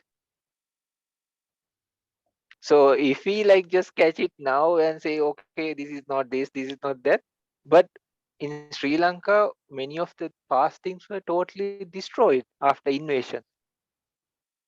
So because we had this translation, again the Dhamma was able to come back. No, it was transmitted again. Otherwise, it would have been totally wiped out. So if a person is just holding this and saying this, and you see these comparative studies, no, they mix everything together, and okay, this is the ideal, but in those things there should be some similar aspect, not just say, this is this Vada. Nagarjun said this. In Vajrayana they said this, Mahayana they said this, Theravada they say this. No? Okay, they can say what they have a right, freedom of speech, no? Like anybody has. But on the path, there should be some kind of, okay, virtue. Okay, Nagarjun, Vajrayana, no? Or Hinayana, Mahayana, any yana, no? Okay, 5 precepts at least. No? Okay, 10 precepts. Something, no, very solid. They can say, okay, you can change the precepts even if you want. But there should be something to restrain ourselves and protect ourselves. Absolutely. Okay, then later you can say, okay, these are the jhanas. There are some people say vipassana jhana. Then many things they add, but just something to stop the 5 hindrances. No, like if they even people who talk so much, if they cannot just stay with the breath for 1 hour, they have 5 hindrances, right? So even if they write thousands of books about it, how to do? No, it's like a blind man trying to teach somebody, right? How to, no? So it's very awkward. So then at some point, at least there should be some measurement. All these things can connect, because this is just for a path, very simple path for a being to be free from suffering. It should be the similar thing for you. It should be the similar thing for me. Even it should be a similar thing for a Deva or Brahma or anybody. No? We cannot say, oh, Vajrayana says this, then Hinayana says this. Then how many techniques or how many methods or how many things should we go through? It will take like endless time, right? Right. Yeah. So there should be some middle base or like a skeleton or something that anybody from any tradition, any place can work upon. Any country, any language, any age. That's why we are trying to work towards Paramattha, ultimate reality. That is our target or the purpose. For that, if the hindrances are coming and disturbing, we cannot do. Because the mind is not focused, mind is not stable. That doesn't mean we are caught up in these small parts and just staying there forever. These work could be done in the times when the Buddhas were not present even. And people, they went to in Brahma realms, the 8th Brahma realms, Arupa Brahma, no? The realm of Neva Sanya, Na Sanya. They were born, not 1 or 2, many, thousands. No? There are planes for them. So our purpose is to be free from suffering. Okay. Let me translate first. Okay. Значит, дальше Бханте говорит, что в практике важно выбрать какой-то один объект, может быть, там не навсегда, естественно, может быть, там, ну, вы просто его попробуете в течение какого-то времени, а потом, значит, вы решите его поменять, или же, ну, чуть позже еще о другом варианте скажу. Вот, то есть один объект выбираете, потом смотрите, насколько вам с ним удобно, насколько как бы вам с ним, ну, хорошо оставаться в течение длительного времени, то есть насколько долго вы с ним можете оставаться без особых там каких-то внутренних напряжений, усталости и так далее. Вот, то есть такой объект подходит, и с ним можно работать. И третий пункт, посмотрите, к чему ведет, собственно, этот объект. То есть разные объекты ведут к разному, да, как мы знаем. То есть некоторые доводят только до сосредоточения доступа или порогового сосредоточения, а другие могут довести до четвертой джан, например, как дыхание. Вот. И дальше Бханте сказал, что разные традиции, ну, то есть то, что Будда сказал на текстах, в суттах, да, то есть это было унаследовано арахантами, и они, в общем-то, у них было намерение ничего не менять, ни слова из того, что сказал Будда, да, то есть вот эти вот тексты, они, ну, с высокой вероятностью сохраняют истинное слово Будды, ну, это имеется в виду палийский канон, вот. И понятное дело, что есть другие какие-то тексты, но если мы их рассматриваем, то тут, во-первых, надо сверяться с палийским каноном, и если что-то противоречит, то как бы, ну, получается, что человек как бы считает, что он лучше Будда знает, как проповедовать Дамму, что настораживает. И, во-вторых, если они действительно о той же самой Даме говорят, там, да, если ты там, будь то там Нагарджуна, Ваджраяна и так далее, то вообще говоря, должны быть совпадения, да, между тем, что там в палийской традиции происходит, делают они, что там происходит в Махаяне и так далее. То есть вот эти вот совпадения, вот на них больше всего надо обращать внимание. И именно они как раз, ну вот, что ли, а, могут указать нам на Дамму, да, то есть действительно ли там какая-то традиция следует Дамме. Там, ну, понятно, там Нагарджуна говорил там много всякого, но 5 предписаний, там, чита висуди, да, там, сосредоточение, практика и так далее. То есть если мы вот такие вещи проследим на практике, да, практика, она все вот эти вопросы разрешает. То есть если люди начинают спорить по поводу там нравственных каких-то предписаний, методов медитации, то это все похоже на то, как люди как бы спорят о вкусе фрукта, не попробовав его, да, на практике. И когда человек пробует этот фрукт, то вопросы, в принципе, отпадают на самом деле. То есть мы вот должны больше ориентироваться на практику и не увлекаться разного рода там какими-то спорами и так далее. And dear Bante, let me um, make a commentary to your speech, previous speech. You see, when you are describing the practicing,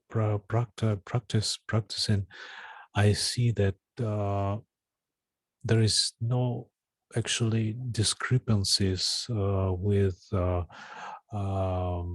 other many, not all, but many other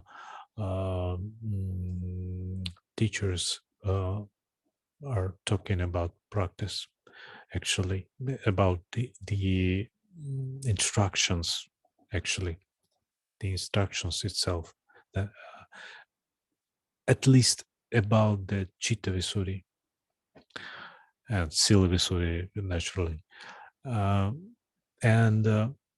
But there is some I think this is a misunderstanding between the traditional way of teaching, in Pa Auk and other schools, other teachers and tradition, because when you get the basic instructions in Pa Auk, you get different instruction than you give me. And the basic instructions are very from one side are very clear, but from the other side are impossible to do for modern people when they try to fulfill it as they are told to do that. Because what the instruction is, just sit with breathe in with the touching point, and just make that your mind would not distract from the point and breathing, and then you just will be absorbed with the nimitta, and so on and so on. And this is absolutely strange instructions, and when we try to do that, to fulfill it, we actually do something strange. And people are yeah, people just actually, as if I take your instructions, I understand that people take the traditional instructions wrongly, because this is a different task. You should you was talking about the glass on the table. So you should concentrate in this way, that you just look after the glass on the table, so that nobody could take it away. And so you just look after this. But if you are told to look on the glass so that there is no distractions, this is absolutely different task than when you just look, you are looking after the glass. You either look upon the glass with no distractions at all, or you look after the glass. Just look after the glass with no any extra efforts. And this is misunderstanding, and people think that they in Pa Auk are teaching a strict restrictive concentration when you should take any object and remove everything except this object, and after this you go to absorption by this object and so on. This is a discrepancy between this understanding and what you are talking about. No. Like for example, let me translate. Okay.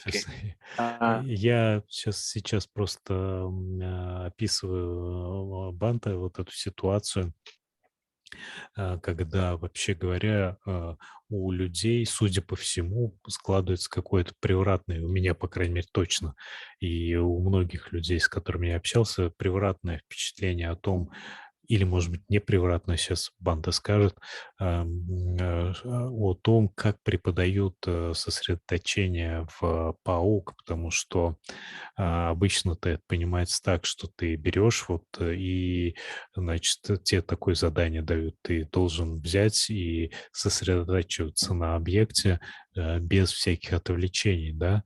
Сам Бантон мне приводил пример, что твое сосредоточение должно быть легкое, такое, как вот стакан стоит на столе, и ты просто присматриваешь за ним так, чтобы никто его не унес.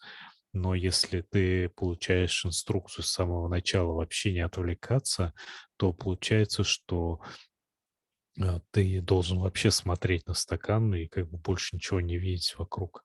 То есть это две, как бы, ну, казалось бы, противоречащие друг другу инструкции. И вот это вот какое-то недопонимание оказывается, ну, таким, ну, ну, получается так, что это просто недопонимание, да, то есть если брать вот практику, как ее преподает мне Бханте Метта, то я, вообще говоря, не вижу такой критической разницы со многими другими учителями, как они преподают эту практику. И тогда в чем тут вообще загвоздка-то? Мгм.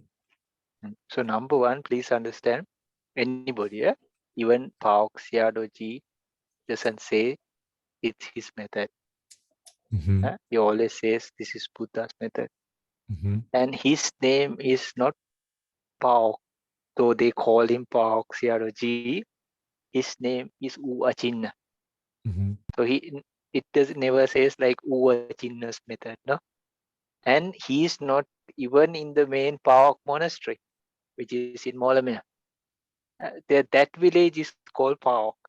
And at some point, they say called him Pa Auk Sаядо when they gave him the monastery in charge, made him the in charge.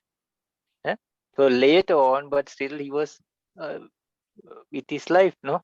Then people gathered around him and they called it the Pa Auk method. But he never ever calls it. His name is not Pa Auk. And number two, it's not, he never says this is Pa Auk method or my method. But people call it, no? So number two, I have passed like 4 decades, no? Now, within these 4 decades, I saw 1980s, 1990s, 2000, and now we're in the 2020. Within this time period, the place I saw from many countries, many ages, because these are young children, no? Young. This was the place I saw the most results. You could see in abundance. In Sri Lanka, we are not even allowed to talk about concentrations or jhana, especially as monks. So this is one place I saw in abundance. This really happening. So Abundance, I you don't, mean abundance? sorry, many ages, many people, lay people, monks, nuns, females, because you hear their interviews, no, and you cannot fool around, no. In the initial stage, Theology just says he doesn't even talk much.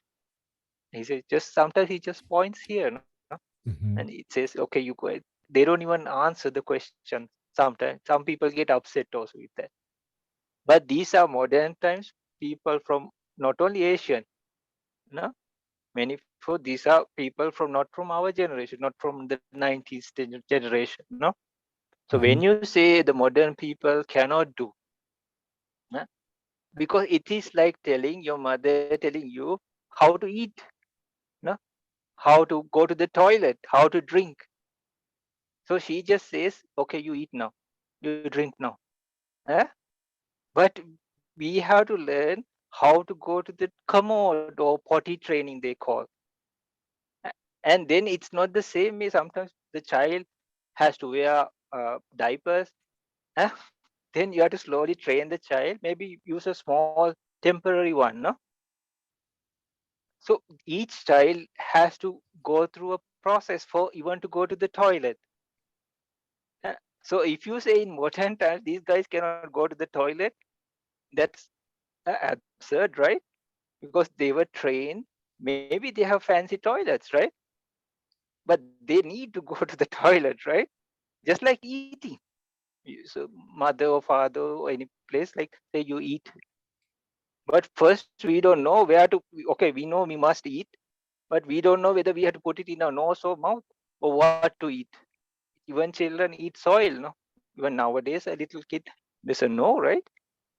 Maybe fancy food with all the multivitamins, not like yams and potatoes like old days. Huh? But maybe protein shakes. I don't know what they give now. Huh? But they have to learn to eat, right? So the basics are like that. Huh? And though we say like how can you even say, like modern, it's also still mind and matter, right? And you okay, there are complications and all could be more than past generations.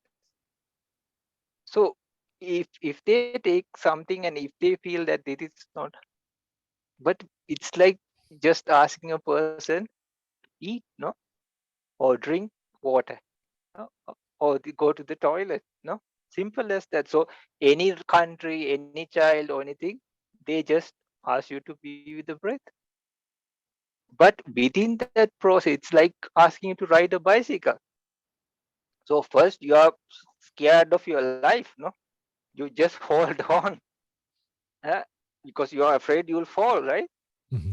Uh, but later you understand it's crazy, just to hold on so tight, and sometimes you fall because of that. Then you slowly release it, or you try to find the balance of it. But they say, okay, you must learn to ride a bicycle. So now children also learn to ride a bicycle, right? Drive a car, maybe. But first, it's so difficult, no? So stiff. Huh? So maybe now there are so many gadgets, so many things in the cars. It looks very complicated, and think, oh, how can I learn to drive? No, so much stuff. Yeah, so many things you should know. Uh, But but still, they do, right? They have to, in a way. I'm just taking at an example. For if you take the basic things, no, eating, sleeping, or no, going to the toilet, or these kind of things. Uh, So, and another thing, a person's complications in the mind itself doesn't allow to, because we are used to so many things. Huh? Like our mind is going here and there, and it's so like it's in a huge process. Like we are, how to say, we are constructed or even like programmed to do many things in a small time space. Huh? So when you ask the mind to reduce and stay in one place, at first it could look very difficult, and even it's impossible for that matter. So what we are trying to do is we are trying to bring it. So the key is to bring the mind back to something that can be stayed. No. So why does maybe a hunter or somebody, why does he practices and he focuses on a target, right? Uh, so he or she never says like nowadays it cannot be done, no. Uh, they specifically focus on. So why would anybody want to look at a circle on a piece of cardboard? It's no. what and shooting at it, no? Or like studies, no? Okay, this syllabus, you cover this. There's some specific target, right? So then if you keep it within that time frame, okay, even go from one destination to the other, there is a target, right? Otherwise you will go here and there everywhere. So when the mind is given a purpose and an objective, then it works on that. So Buddha's teachings are for every time. It's not just one time. It can come from Pa Auk, Mahasi, Goenka, any place.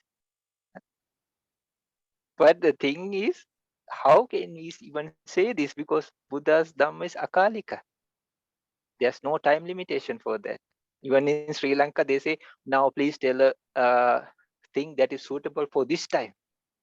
They call it Kalina Bana. Like, okay, so you say, take a little bit of drugs, drink a little bit of alcohol, don't have like too many abortions. No, right? You say like, don't do, you stop harmful things, no? If you can help people, no, do good things. You don't say like you do a little good things. Okay, you can do maybe 50% bad things. You cannot say that, no. Truth is the truth. So, please, like what I'm trying to come is like though, like in any tradition, Goenka, he asks you to scan the body. But while you are doing that process, there are obstacles and things. So surely, that's why we go and meet the teacher, and then they say, okay, you relax, do this. If you are sick, okay, you take a break. It's not like some fix. This is the external things people imagine or think, and they could be caught up in a tangle of themselves also even. But for now, for example, though you say it cannot do, see how far we both came. When we were first talking, there was a lot of things. But now you talk of how calm mind, and you see, because at first, I'm not telling I did it, no? And whatever practice or anything that you are doing now can be very helpful. But from the first time we met, and then see even what you are talking about. So if you say that it doesn't work, this is not just Pa Auk, then it should be Goenka, Mahasi, every tradition, and definitely the Buddha. Because Buddha said, he didn't say anything else, right? He said, so sato vasasati, so sato pasasati. So I have seen Pa Auk Saядо and the other teachers, they don't go. Oh, you're frozen.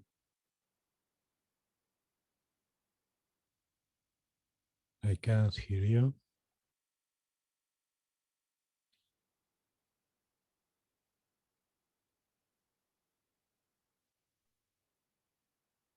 No, yeah. Okay. Yeah. Internet count. So I have seen colleagues like Pa Auk Saядо, as they call him, no? And even the other teachers, I have never seen them going even beyond a word of the Buddha.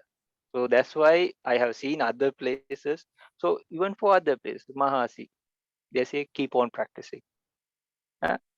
Just be with this object or the rising and falling. So you can say how to do rising and falling in this decade, right? Goenka says see the Anapana.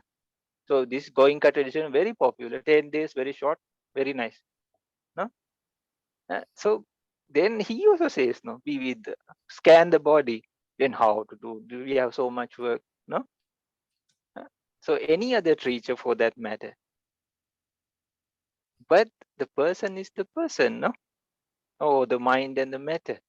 Then okay, they could be in a lot of things. New days, children, they can have so many distractions, so many things. Mobile phones, we didn't even have a phone at those days, no? But now they are very skillful in even a small child. So because of those things, they can it maybe it's not receptive directly. Yeah. But at some point they will have anybody for adult they can have trauma, they can have different emotions, no, or past experiences, anything. So it can block, and even karma can block. These are called klesha varana, karma varana. So then, soon as if you put a meditation object, the mind rejects it. It's like considered, and definitely at the beginning stages, the mind is very aggressive and unwelcoming, because it wants its normal pattern. It could be in a very innocent way, just theoretically thinking, logically thinking, or it could be just pure anger, uh, or anything like that in a very strong, huge way. We saw these kind of examples, no, for some of our friends also, no, like who were there, so they couldn't focus. And these are very elderly people, no, from past generations also. But there are yet very young people who are doing very nicely. Not only from Asia, no, you see Western, many other countries. Gender doesn't matter, age doesn't matter. Huh? Lesser the mind is full of stuff. There's space. That's why in ancient times, so they say empty your cup, right? So anything can be worked on. And definitely, please tell everybody, like even Syadoji doesn't say. And I don't know why these people are bringing this up so much, and why they are trying to make this definition so differentiation.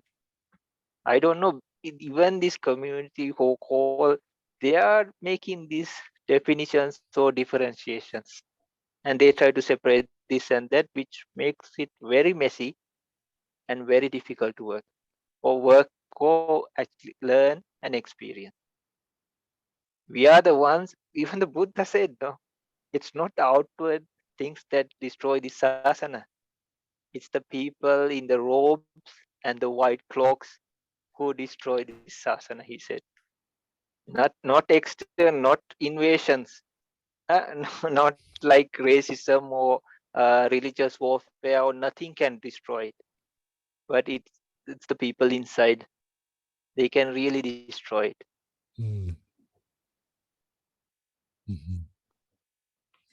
Okay. So please tell, like even Syadoji doesn't say, like he never says this is his name is even not Pa Auk Syadoji. They just call him, right?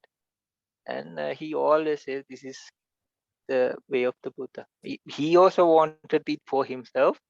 eh? Then after people start asking him, he just taught it. That's it. Бханте говорит следующее, что, ну, во-первых, вот этот метод, он, как бы сказать, его никогда не называли именно методом паук, даже сам Па Аук Саядо, он как бы отталкивался от слов Будды, он старался именно передавать как можно более точно именно слова Будды, не отклоняясь ни на йоту, так сказать, от них. То есть он, соответственно, говорил, что это слова Будды, не мое какое-то учение. Вот, и вообще говоря, он не паук сам, да, это его настоящее имя другое. Вот, ну, насколько я услышал, это достопочтенный Уачинна, его звали. И сам этот монастырь, он тоже не паук на самом деле. То есть паук — это местность, в которой находится монастырь, а сам монастырь, он по-другому как называется, и я не запомнил как. Вот. Теперь, что касается инструкций, вот есть инструкции, которые даются Буддой, да, то есть вдыхая, он знает, что вдыхает, выдыхая, он знает, что вдыхает. То есть это, в общем-то, то, что приводится Буддой.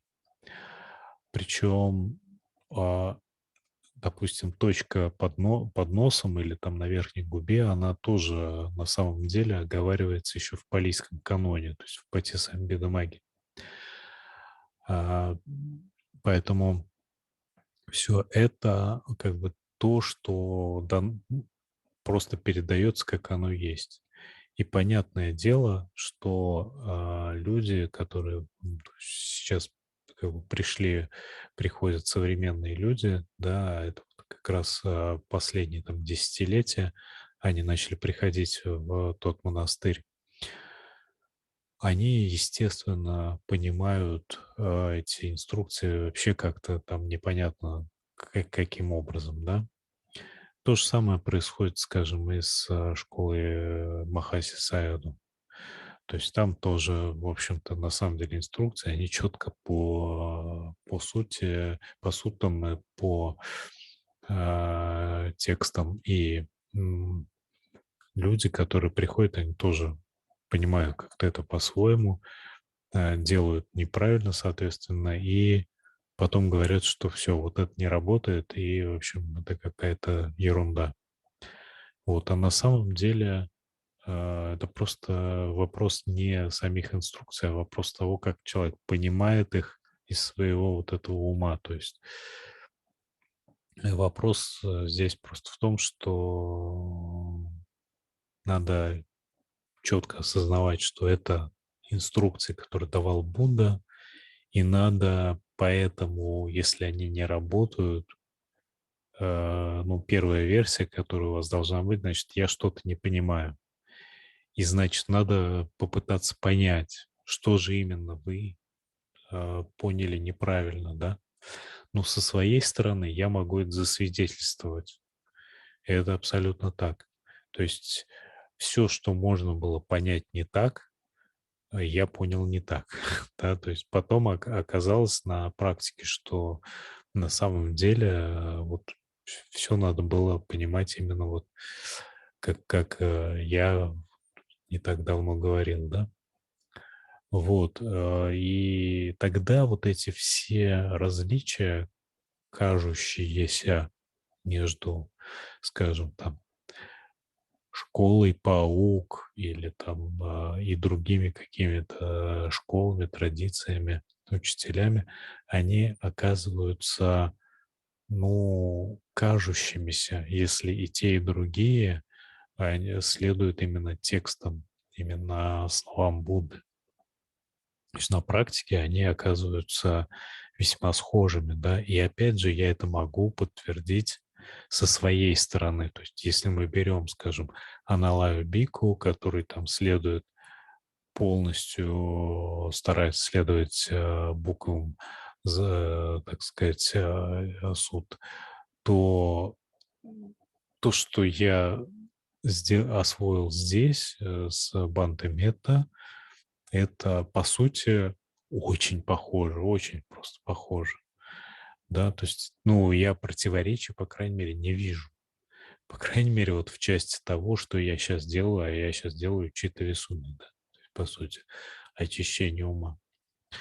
То есть, ну, практика сосредоточения.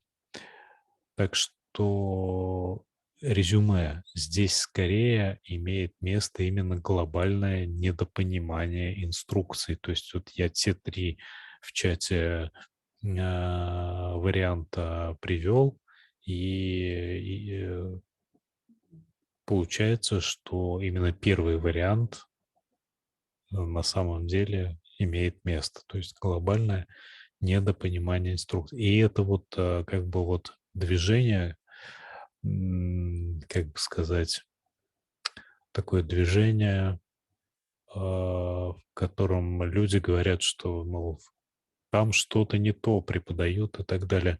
То есть оно началось именно после массового прихода западных людей, которые именно там вот недопоняли, начали как-то вот по-своему там это трактовать, и в итоге у них ничего не получилось, и вот они начали говорить, что у них как бы там что-то неправильно. А на самом деле, понимаете, вот если дается инструкция, она работает даже у ребенка. А инструкция, скажем, пребывать с дыханием, с вздохом и выдохом там на точке касания. Как бы это делал ребенок, да, он бы не стал упираться и, скажем, как-то там исключать все остальное из восприятия. Ему даже в голову это не пришло, понимаете? То есть эти инструкции, они работают на таком уровне, они настолько просты. То есть там ничего не надо усложнять. Вот это вот усложнение, оно как раз и э, приводит к этому вот недопониманию, неправильному пониманию.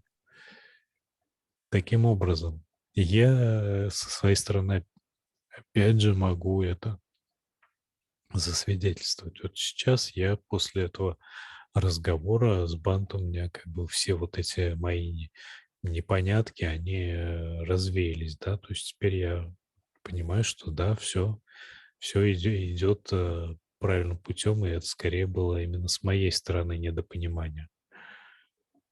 Таким образом. Мгм. Окей. Thank you very So, much. Ага. like, please tell, like, coming back to that earlier question, or like, uh, even in people who are practicing, even me, yeah, like, I used to like art at some point. I felt like there was a door closed, so it cannot be, It was like my thoughts are like behind that door, and they are trying to like ghost come from inside. This is the feeling I got, but it's not true. Huh? It's not like ghost. It's like they were stuck behind the door. I'm telling at some point. Мгм. And then later, when the mind got more clear, these are just examples just to say how it is like. No, if you have like a different perception or different, you will give a different example. Like you were telling about the dreamy state, no? So this is the way I put it. So a person can understand it in a different way also. Or maybe there were entities there. Or maybe they were coming and trying to disturb him. Or anything like that. Huh? So in the later stage, it was like a tank of oil. The mind seemed like a clear oil, no? If you fill a tank, huh? And then you cannot put fish inside. It was like one or two thoughts coming, and it was like you see inside the tank, but it's like not water, no? It's like oil. And if one or two thoughts come, you see them very clearly, like a fish trying to swim through it. But it's not true, right? This is the way we put it out, or how I can, I otherwise I have no way of telling it, no. Мгм. Uh, but what I'm telling is only if we have some kind of thought, uh, then at that moment that meditation it breaks. In Sri Lanka also, even for me, I'm just telling, like a fish doesn't swim, no, like that. It's it's a thought. Uh, Мгм. so any kind of thing, but it gets lesser and lesser and lesser and lesser. And Мгм. one good thing, when you even some people say, I feel it like underneath. The Мгм. mind is there, it seems like underneath.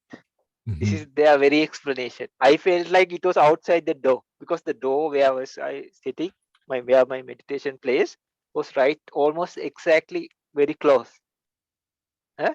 Мгм. Just 1 or 2 feet away, the door was from the place I was sitting to practice.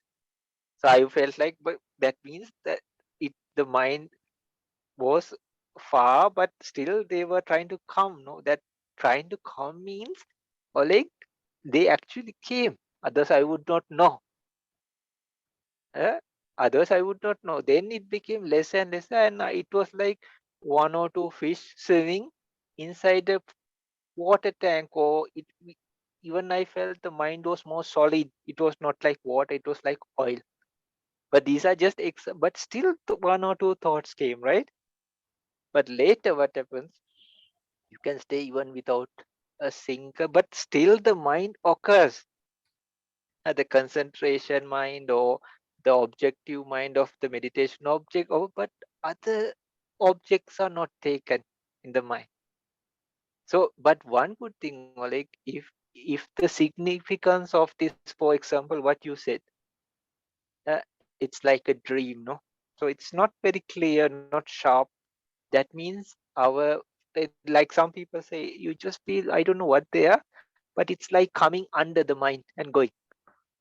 So that means their attention is getting lesser and lesser and lesser. The priority they give to these thoughts or objects is less. Otherwise, they would identify it very clearly. Oh, this happened yesterday, this happened today, this happened past, this is this person, all this detail. But if it's like a dream and not very clear, and if it just comes, I don't know what really, like we sleep, no? When we get up, we say, I don't even remember what happened. Huh? So, but some things, oh, I saw a nightmare, I saw a very happy thing. No, we say, because the mind, there are many, many minds of this. Huh? So likewise, in your, what you said also, the attention, it's getting lesser and lesser. Hello? Yeah. So that is a very, very good sign. That means like this mind which we are focusing on, the kusala chitta. In the definition, it says kusala chitta ekaggata samadhi. So because anything can be taken as object, but the kusala mind and the focus on the kusala mind is the proper concentration, samadhi. But we need. So then, if the significance, or even if they get lesser and lesser, and if not clear, like smudged, or they disappear, that means like we don't give them attention. They are very less attention, and later these will also surely disappear. Now also they come because we are inviting it, or we are focusing on them. But what happens when this goes more and more stronger? eh, there is no time or space for them to appear.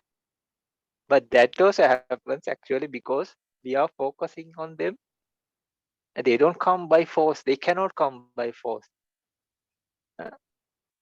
So even for the five sense doors, because we are focusing on them, we see. Now we are looking at each other and talking, but maybe we don't see everything around us. If you focus, oh, that's the light, that's the plug. Okay, now we see, right? So if we take it as an object only, then we see. So it's like that, but it will get lesser and lesser, but we just have to let it happen. Just like a vehicle slowing down, slowing down, slowing down, and it's something. But these are all examples. We should not catch the example of.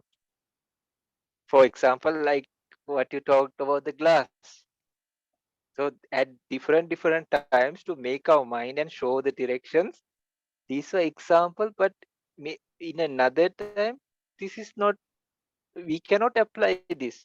Yeah, At absolutely. that time, when we had this kind of mind, we took it as an example. I don't let the defilement steal the mind. That was the thing at that moment. But we cannot say maybe next hour or next time.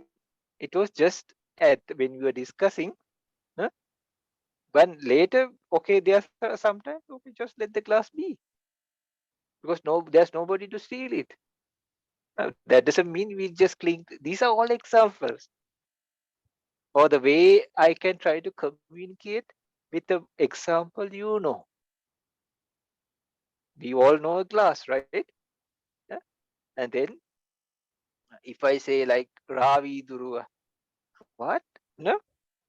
If you say something in Russian, maybe I have no idea. So I have to take something we both know, right? And then I have to use that. Even Buddha uses similes and examples, no? So then I have to say, okay, this is like, if the body is like the glass, the water is like this, huh? We just leave it to calm down. And if there's an attacking mind, like defilements are coming, attacking, these are like thieves, no? So they come and steal your glass. Okay, then we enforce the kusala mind. That also, That doesn't mean you call upon the police and they come and cuff you and do this. We just have to bring the mind back. But just an example. So we take the used example. Okay, this is what it said. Just don't let the defilements catch your mind or take over your mind. Okay, when it's going smooth, nothing to do. Actually, that is the thing we have to do. But because our mind is active and overactive and full of defilement, it doesn't let it be like that. It shakes the glass or the water inside. But that is just using conceptual way of telling or explaining, because Paramatta cannot be said like that. No, how to say?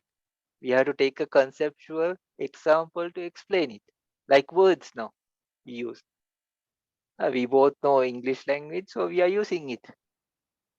Maybe if I talk in Sinhala and if you talk in Russian, we both may not understand, right?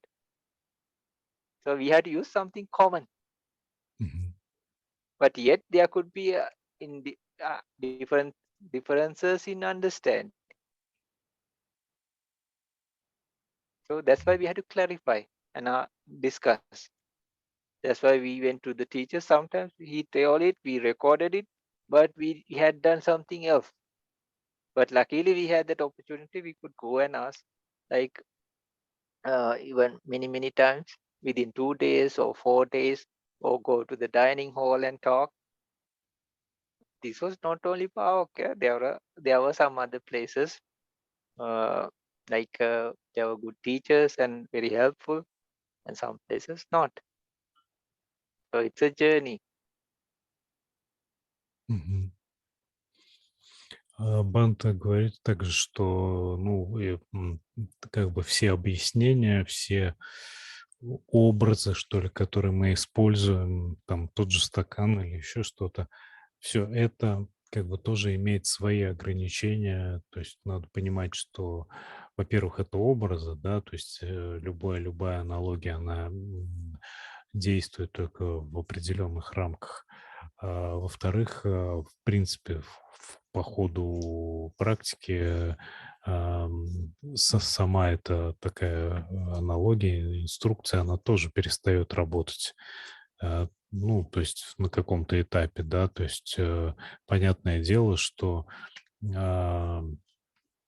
если вам там говорят, что мы присматриваем за стаканом, чтобы его не взяли, то постепенно у вас, когда ум становится неподвижным, то, ну, вообще-то происходит такое состояние, что, ну, собственно, вот стакан перед вами, и вы от него не отвлекаетесь, да, то есть, ну, здесь уже вот эта первичная аналогия, которая в самом начале хороша, она уже здесь не работает. Поэтому вот эти вещи надо понимать, что да, везде там аналогии, везде мы вынуждены использовать язык, тем более, что там разница языка есть. То есть мы должны, ну, просто, значит, больше обсуждать, да, чтобы понять друг друга, понять, что имеется в виду, просто больше обсуждать какие-то свои непонятки и так далее. И это постепенно приведет нас к правильному пониманию и практике, инструкции и так далее. Таким образом. And for example, I just say like I really like Mahasi tradition, no? So because I like the routine, like 1 hour sitting, 1 hour practicing, no?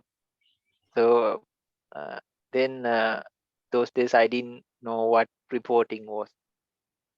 So why I asked a venerable was there in the Mahasi center. Then he told me, okay, this is reporting. This is how you report, no? So now means like later on when I went to even park, I should report exactly like that, which was easy for the teacher and easy for me also.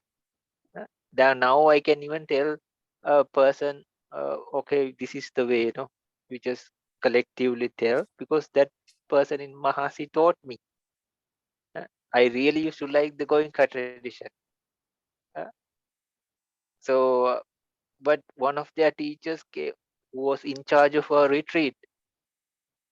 He came to me. I was the student, right? He's the teacher.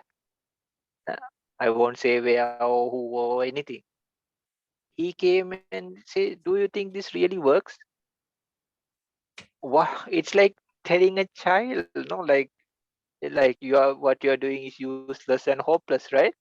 Because we are like children, no? So he came and asked me. I asked, like, why, no? He said, I have been practicing all these years. This is a teacher. Huh? I have been practicing, nothing happened. So I, like a big friend, I said, like, I was a monk, but very junior, no? I said, like, that's what we are practicing for. That is what we are trying to reach, right? But what would the impact could happen to me, right? I really love this technique. I like Goenkaji and where he has organized everything and the small bits and how the system works, no? And so so for me to actually, I'm very grateful, but I don't want to call myself, no, either any of these names. uh, But even for me to talk now with you all, because of Pa Auk Saядо and what they taught me, I can talk like this with you. Otherwise, I would just take some part of a book, which was my usual pattern, and I would say many stories. uh, Really, like, because in Sri Lankan traditions, we are used to telling stories. But some people didn't like it from other countries. And I also knew I was very distant from that. But maybe I'm not a very, how to say, scholar monk. But if somebody asks, I'm not perfect. No, I'm not. But at least I can help them now as like we started. We said, like, we are not teachers. No, we are trying to help the spiritual friends. And you can practice anything. You can do anything. No, any technique or anything doesn't matter. If you want some help or something, we'll try to help you. Okay, you if you practice Mahasi method, very good. No, you can go to 4 elements very easily. If you did body scan in Goenka method, very nice. You can practice 32 body parts, 4 elements. Uh, I actually used the Goenka scanning process for 4 elements meditation practice in Pa Auk, because I did body scan. It was very easy for me. And then another place taught me how to even see inside the body. Like going inside, like you, as if you are inside some clay pot or something. You really feel it. You really like Oh, you're frozen.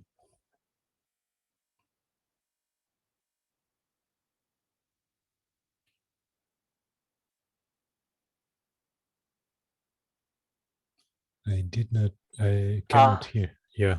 now Now. now okay. Yeah. Yeah. Yeah. So in another place which had a total different thing, uh, like yeah, it's crazy. Now it had gone more crazy, but they taught me how to, like, even go inside the body. So we did it many times. So later, even 4 elements or something, when I was scanning the body, it was not going in the outer layer itself. I really felt it's like you put on a shirt or a jacket or something, or gloves or something. You can send your mind in, because they taught me that. Uh, so it's, how can you say it's just one, no? But definitely, I'm really grateful, because I can talk to you even or share something with you because of the training I got there in Pa Auk. I'm Mhm. really grateful. So if somebody from Sri Lanka or any place asks me something, I can share experience, or at least said I did this mistake and I fixed it like this. Their teachers told me how to fix it like this, because I didn't get that from other places. Yeah, Mahasi said, okay, keep on practicing. Goenka place said, this teacher comes and asks me like, what will happen if no? So no, so we tried our very best for many years, no, since 1999. So, but still, like I'll be on the way, like, okay, if they are, like what Buddha said, because none of them are the Buddha. Even those teachers say this, no?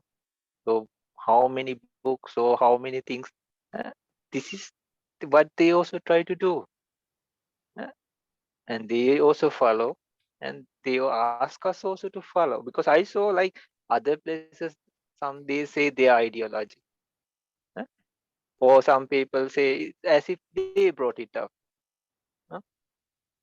But here, even if you practice all 10 kasina,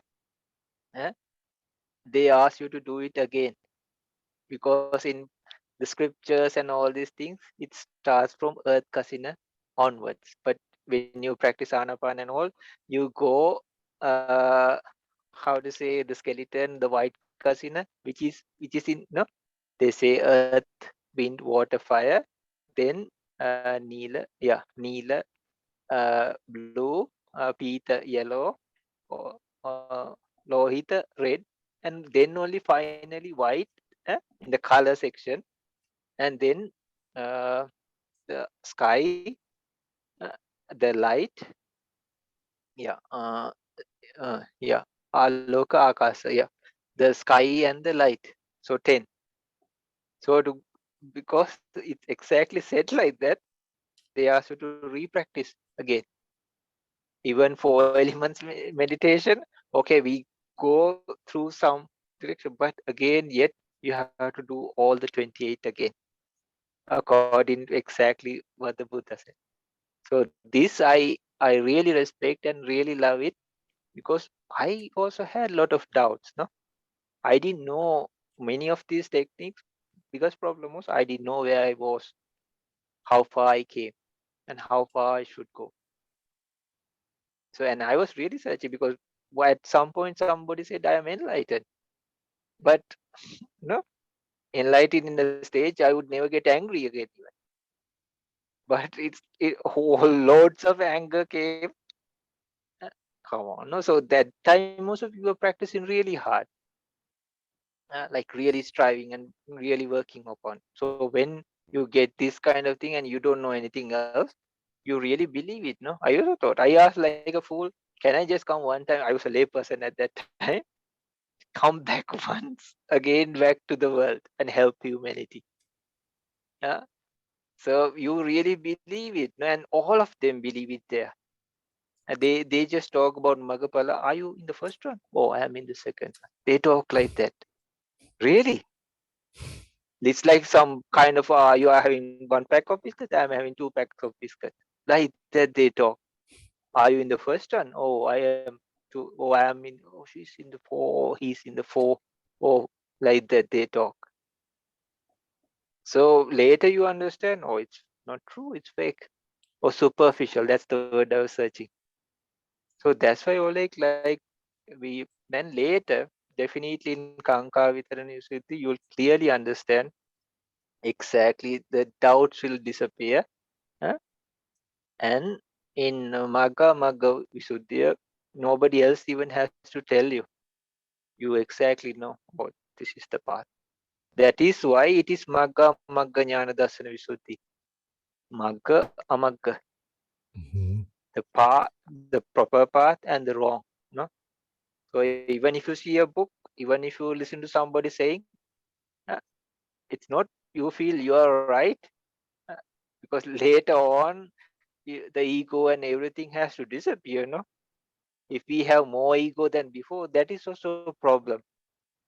uh, like if we are going on the path, and if we were like if we are now having some kind of ego more than before, it's not the appreciation, oh, I'm a better person, not like that. Oh, I know so much, I have so many followers, I can give answers. That's crazy, right? I can think of this ideology and say. I believe this is this in my view. Come on, no? Even Venerable Sariputta went to other Arhantas or other monks and he would listen to what they say. He would not say like on a, I don't know, podcast or anything like, I'm Venerable Sariputta, I'm the chief disciple, no? So I think this, he never say, right?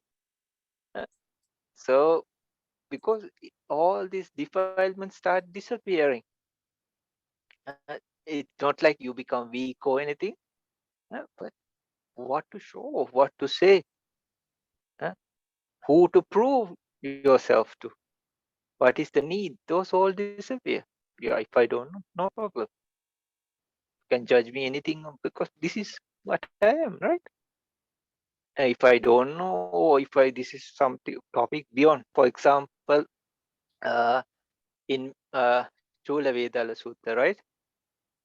When the layman, he was Anagami, he asked the Arahanta, the nun Дамадина.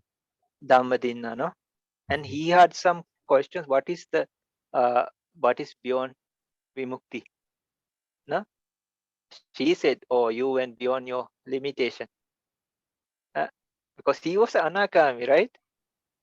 She said, go and ask the Buddha. So even these people, like, they have their limitations, even enlightened beings. So what to say about the others, right? So if it's beyond my limit, I would say I don't know, or I would just keep silent because something like it's beyond my reach. No, for example, if somebody asks, Bhante, how is Arahanta? I can say I have heard like this, no? But if I'm not Arahanta, how can I say? I cannot act like Arahanta, no? Or pretend I know. I'm so wise, I know. Even if I'm not Arahanta, I can say how Arahant is. Come on, it's not like that, right? If you had that experience, okay, no problem. And then you won't be telling this and that also. And they don't have anything to prove. They don't. What is there to prove, right? Because many millions and millions in different sasana, they had all gone through this. Even for a Buddha, no? But there were few past Buddhas and there will be future Buddhas.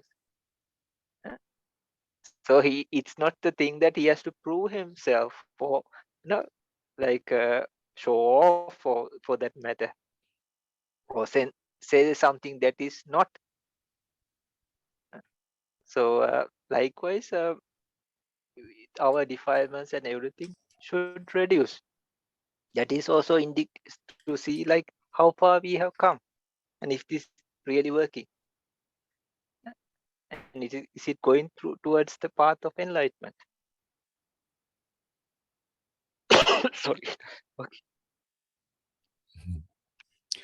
Бханте также дальше говорит, что у разных учителей, разных традиций, ну, школ, что ли, тоже свои ограничения есть, да, там в Гоенко традиции, когда он был, там, ну, как сказать, он уже был монахом, он там занимался по Гоенке очень серьезно, и к нему однажды пришел учитель, который вел ретрит, и он его спросил, как бы, как ты думаешь, это работает или нет? Да, то есть, ну, то есть сам этот инструктор там очень продвинутый, много лет занимался, он сам не знал, работает ли это вообще практика или нет. Вот, то есть, но тем не менее у школы Гоэнки есть там свои какие-то преимущества, например, навык отслеживать, то есть сканировать тело, потом очень помог Бханте, когда он занимался элементами, да, практикой элементов уже в Па Аук. Там школа Махаси Саядо тоже там имела свои плюсы какие-то. но реально он только именно в Па Аук нашел такую полноту, да, традиции, что, ну, даже традиция учения Будды, реализацию учения Будды, то есть он такого нигде не встречал, и он, как он говорит, что да, у него тоже свои какие-то сомнения были, но в ходе практики ты просто приходишь к стадии, когда ты начинаешь, ну, это так называемая стадия знания мага о мага, да, то есть это путь и не путь. То есть ты начинаешь видеть, что вот то, что ты делаешь, это действительно путь, и он действительно ведет к освобождению.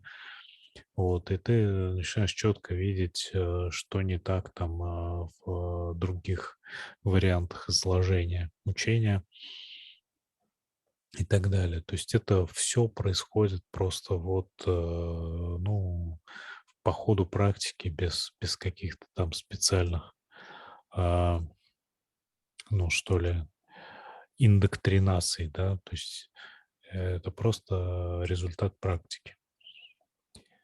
Так что здесь это, ну, это тут Банта, он как бы описывает вот свой опыт, да, но здесь просто надо иметь в виду, что и инструкции могут пониматься неправильно, и понятное дело, что и учителя разные есть, и Банта и о себе говорит тоже, что, мол, и я тоже там не самый лучший учитель, но как бы с чем я э, не могу согласиться, да. По крайней мере, из тех, кого я встречал, лучше все равно нет. Даже близко, пожалуй. Вот, так что это все тоже надо учитывать, это тоже вносит свои коррективы в то, как мы понимаем инструкции и прочее, прочее. Вот, таким образом. Мгм. I remember one time a venerable monk, like he wanted to start an argument, no? Like he asked, like, but do you believe? But he was coming like really on to and start an argument or debate, like, or argument mostly. And he said, like, do you think Abhidhamma is like it was taught for the human or Deva? And do you think like it's really like not added later on? Huh? I said, like, if we both were so wise, huh? You who is telling and who I am who am trying to answer, we would have gone to Buddha to, and already become enlightened, uh, 2,500 years ago. Then he didn't say any other word. uh. So I don't want to argue, no. And if we were so wise, we would have already been, and we would have already uh, like we become enlightened and no suffering anymore. Uh, So no point of argue, no. And even Buddha said this is not logical. Atakka because logic can change anything into anything, the good for bad, no. So we need something like in Alagabdupam Sutta. uh, It is said like if the person wants to escape, no, just take the twigs and the vines, no, and make a raft, and then try. He or she doesn't have pedals even. Use your hands and feet because it's like a surfing board, very small, no, not even like good like a surfboard, no. Uh, just stick some sticks and tie it just to float, Мгм. and then not to sink, right? Да. And to cross, and then use all your force and might and cross. And still in that it says, after you cross, you don't carry the raft. Uh, so if they also didn't carry the raft of Dhamma, uh, carry means like they were not telling, oh, this is exactly, or no, uh, like putting a tattoo or like the cow. So they, how to say, they brand them. No? So so what is the purpose of arguing and quarreling and being righteous? this is so true, this is so right, no? There you are wrong. So it is like what we use, the resources we have, because these things will also disappear in the future. And if we are giving and quarreling about that, it's like if you are trying to like stop yourself from sinking, and you are thinking about the wood or piece of thing that you are holding on to, or somebody else and comes and says like, no, this is not the wood to hold on to life, dear life. You must change this, no? So even when this person even lets go of whatever he or she has already, this person will drown for maybe ever, no? Uh, but at least this piece of wood keeps them from drowning. And if this person is wise, they can make float to the other shores even. Yeah, definitely now the main things are disappearing. And even because of the 1,000 times, like thousands of years, the time span difference. First was like the cream of the crop, or many arahantas. They say next it's more anagamis. And then after another time period, it's more sakatagamis. Other stages are also there, but uh, so then it will get less and less and lesser. So all these things are to be free quickly from samsara, not to find other different ways how to get entangled in it with ideology or anything, no? Or ego for that matter. Бханте рассказывает, что как-то один человек спросил его, как он думает, Абхидhamма была действительно продиктовано богами, или это все-таки было написано людьми позже, чуть-чуть, чем Будда, на что Бханте ответил, что если бы он это знал, то он был бы полностью пробужденным, да, и как бы здесь не о чем спорить просто.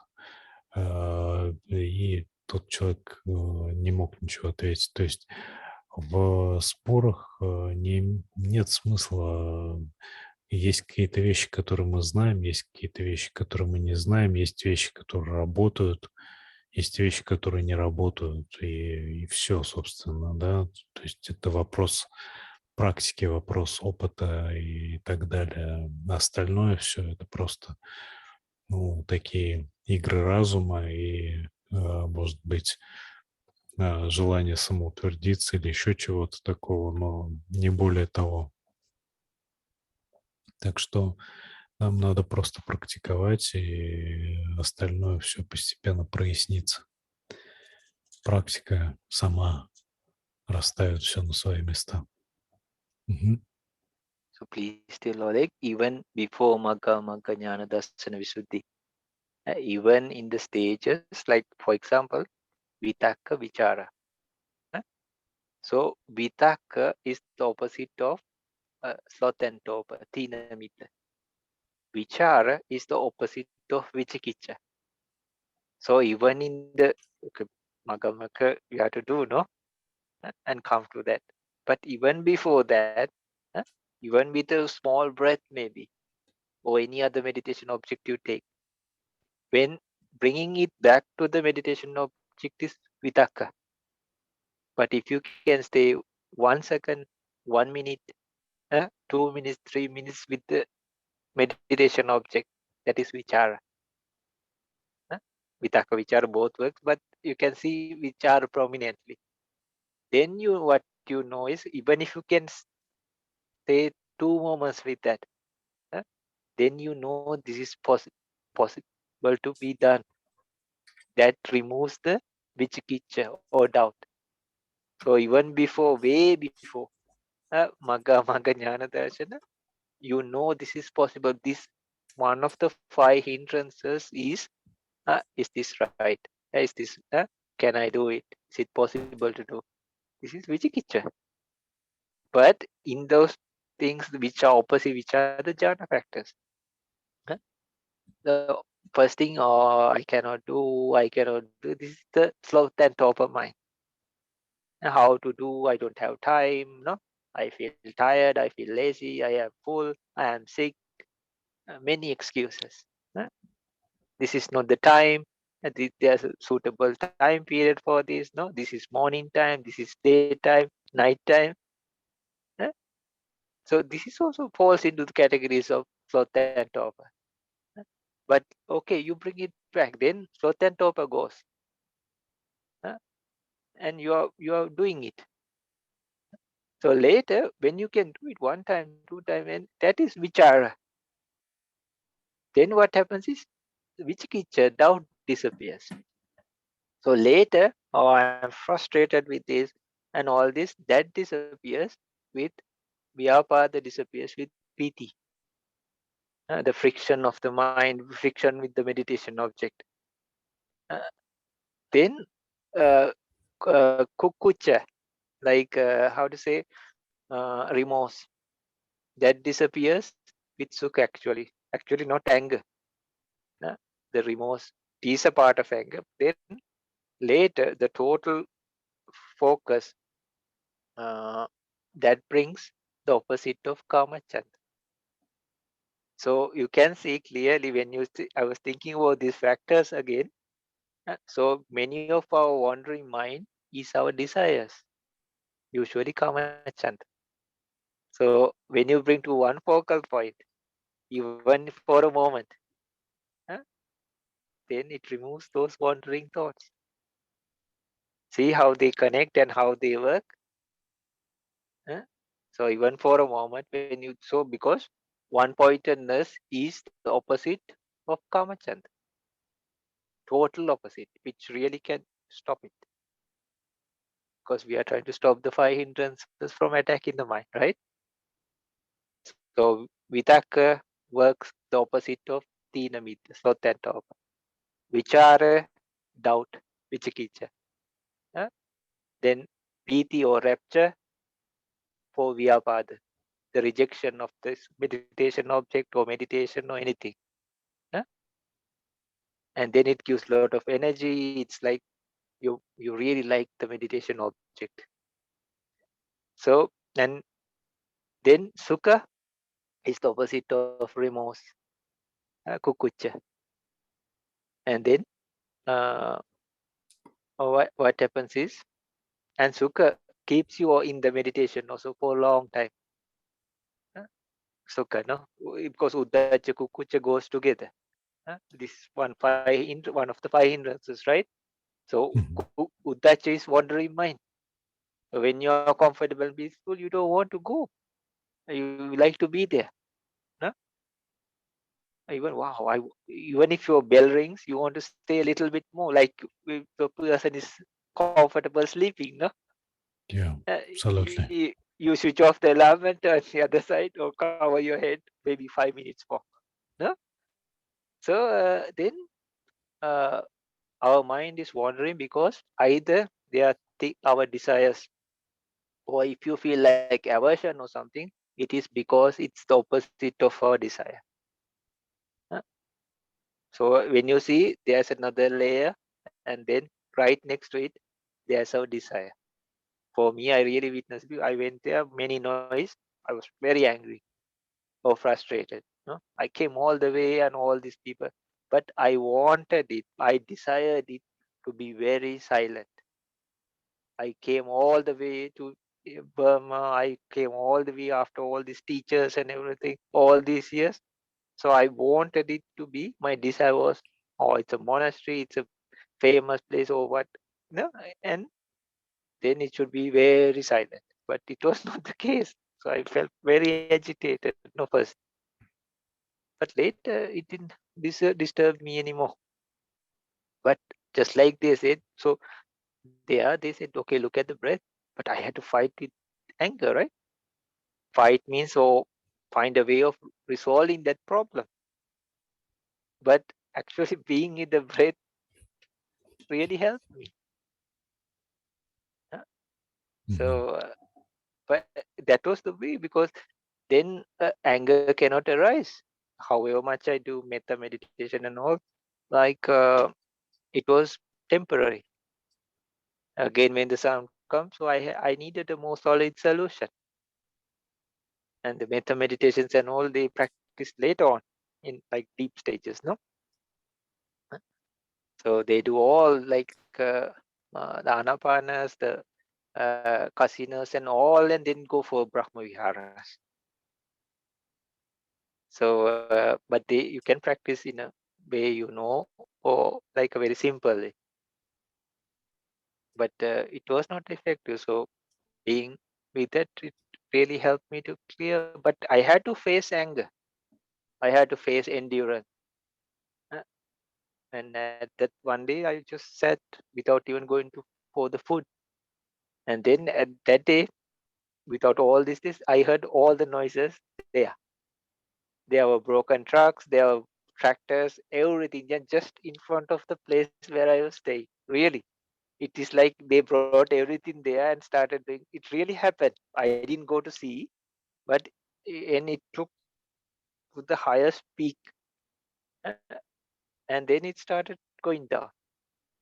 And after that, it didn't bother me anymore, and it really didn't happen even anymore. It was like a test, but they say, okay, you practice this, no? But I had to counter many other things also. But yeah, it's like they are telling, okay, you learn how to ride the bicycle. Uh, but you have to learn how to keep your leg, how to, how don't hold it, grab it onto it, no, learn to steer it, you balance it.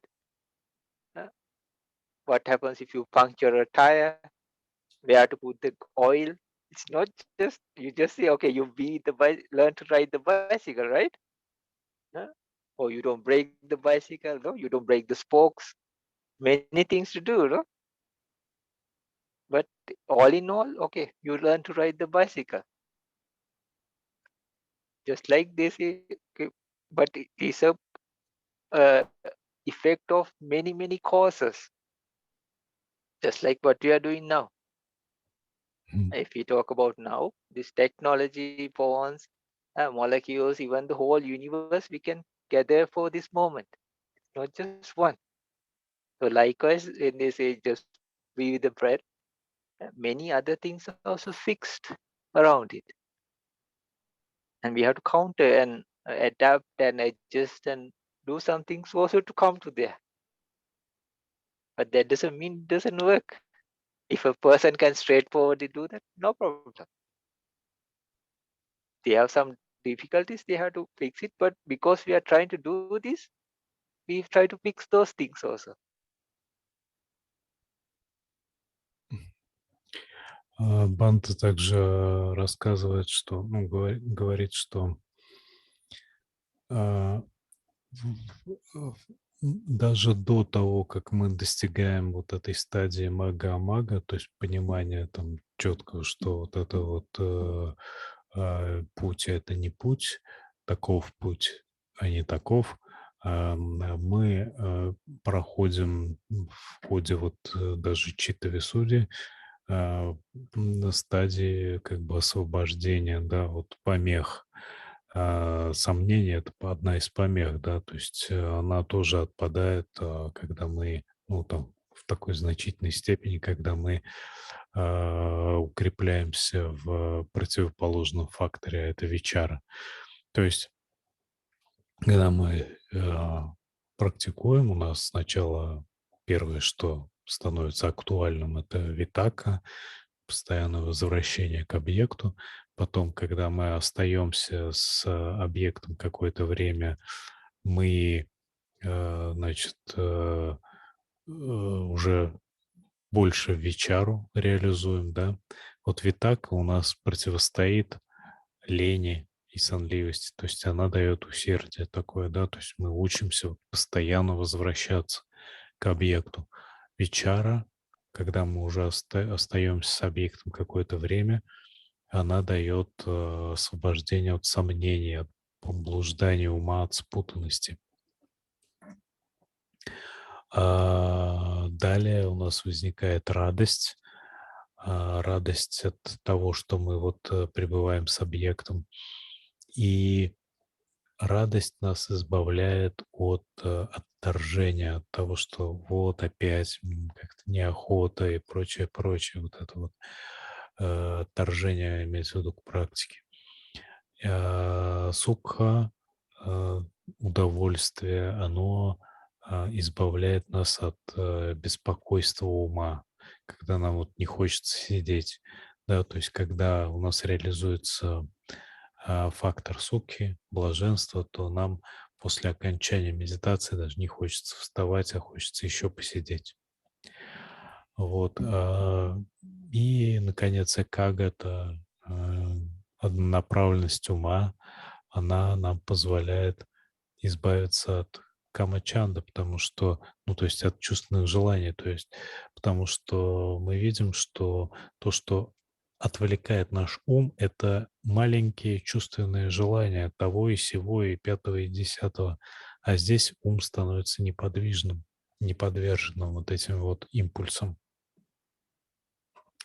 То есть уже на этих стадиях мы в значительной степени освобождаемся от сомнений на самом деле, да, относительно пути. Если мы там просто созерцаем как бы, как сказать, изменения какие-то, как в сухой випассане, то это такого эффекта не дает. Ну, или дает намного медленнее, да, потому что там как бы этот процесс идет не настолько прямо.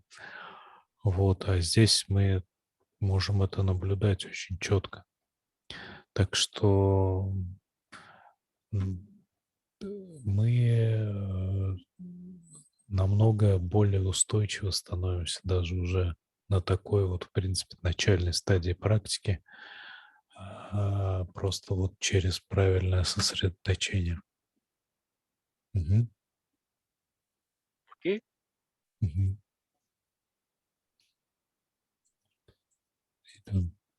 Yeah. Uh, so I think we can finish for today.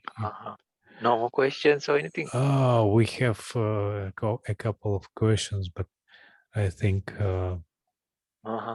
yeah, that's enough for today. Yeah, I know it. Yeah, please tell Oleg, we use whatever sources we have. Otherwise, and we have to be free, or or if you don't like to use suffering or anything, just to reach total happiness, total peace, which is permanent. Otherwise, in here also, I don't know why they use that as an example. It says, like, I think he was emperor in Rome. It's nothing about the Rome people. I'm just telling, nothing about Italians. So this is an example they use in Sri Lanka. I don't know why. Yeah?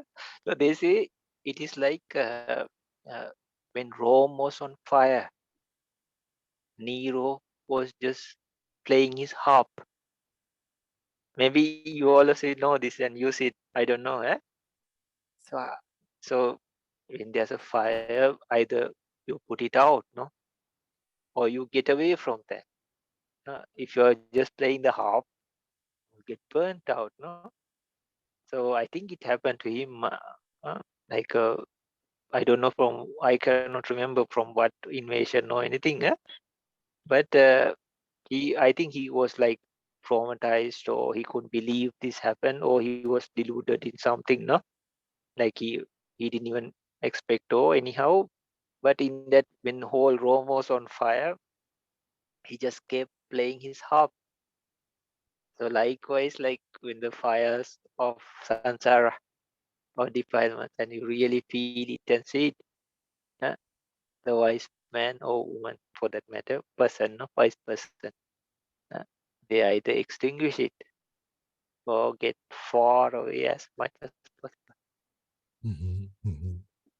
И Бханте говорит, что мы уподобляемся Нерону, да, который играл на арфе, когда Рим горел, вместо того, чтобы что-то предпринимать по этому поводу. То есть мы вот из-за беспечности.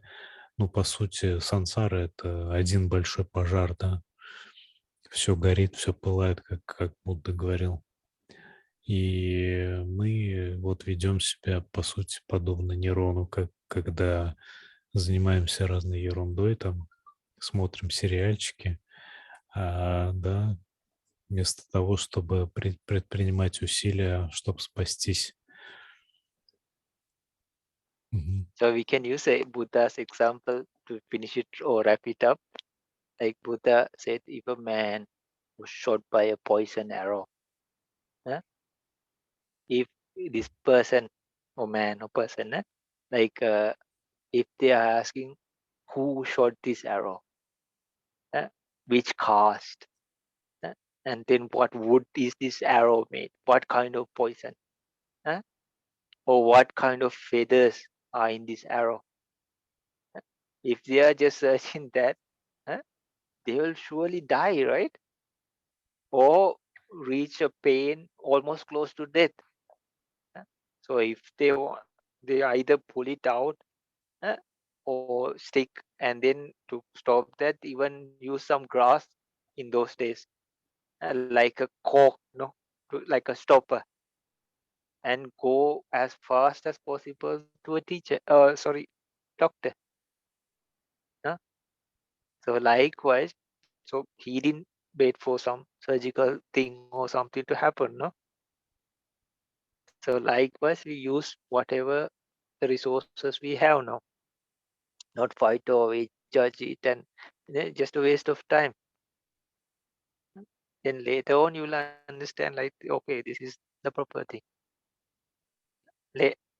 Because there are many ways of, even the Buddha said, no, check it with the Dhamma Vinaya. Venerable Ananda asked, no, or when you pass away, who will be our guidance, who will be our teacher, no? And what if something appears, questions appear? So Buddha said, like, check it. In another place, he said, like a goldsmith checks gold with fire. Anything that comes. So the real closest thing is the 3 baskets, Tripitaka. So others, what to believe? No, if you are doubting that or anything, and then what are we going to use? What are we? No, who will help us? So what are the things? If all the things now present can help us, we would already be enlightened, right? From the small days, the education, jobs, all these things, or ideology, dogma, or anything, or the scientists, or the doctors everywhere, then everybody in the world would be enlightened by now, right? Or free from suffering, or reach total happiness and peace. But we don't see, no? And it's chaos, right? And so whatever we have, then later for sure. And even if you think like you're straying, but for sure you'll know, okay, this is the proper thing. But luckily, Buddha said it very straightforwardly. For example, stages of Anapana. He just started with the very simplest, then he didn't stop there, right? He said long breath, short breath, whole body breath. Like that nicely takes you to the depths of it.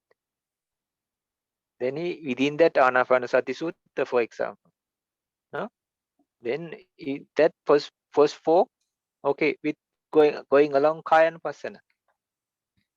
Second 4 going along, but that doesn't mean like you can directly take that. Then it goes really nicely with Nama meditation, mentality meditation, which is an ingredient for. Then the third group of 4, they go very nicely with Chitta Anupasana. So yeah, different, and then the last 4 goes with Dhamma Anupasana, which is like stages of Vipassana and in-depth Vipassana that can take you up to Sankarupeka or beyond. So these four satipatthanas, even in Anapanasati, describe actually the same stages from the beginning, maybe of Chitta Visuddhi and further, right? Yeah. First it, yeah. Chitta Visuddhi, Sila Visuddhi, Chitta Visuddhi. Yeah.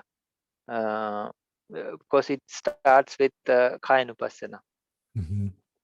So then when you, Kayanupassana is Chitta Visuddhi we stage. can take even as Sila Visuddhi, because Kayanupassana has a lot of things. No, even being mindfulness of the postures. Mm-hmm. So in a way, we can go see them going parallel. Mm-hmm. Like it should connect at some point, right? Mm-hmm.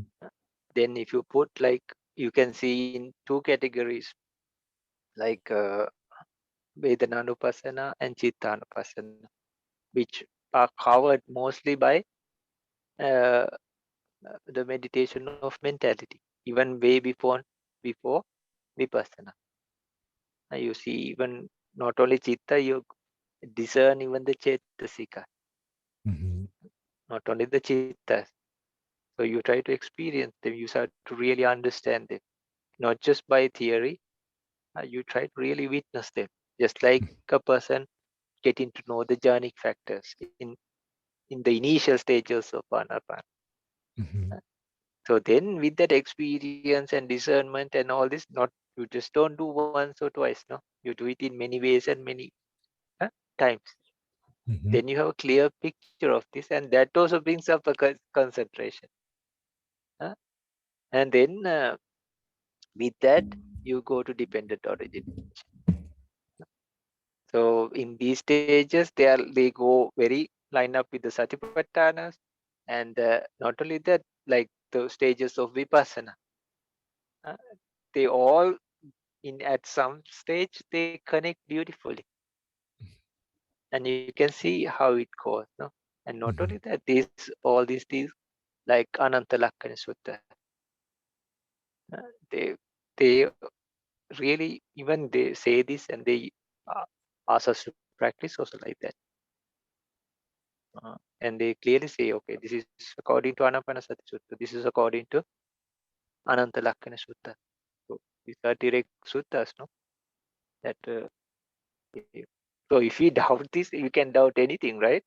Then Mm-hmm. who are we to believe? Or what to believe, no? Yeah. If we So, remove all the things, no, then how, or who is going to, or anybody can come and, for that matter, say, you do this, you do that, right? We have nothing at all then.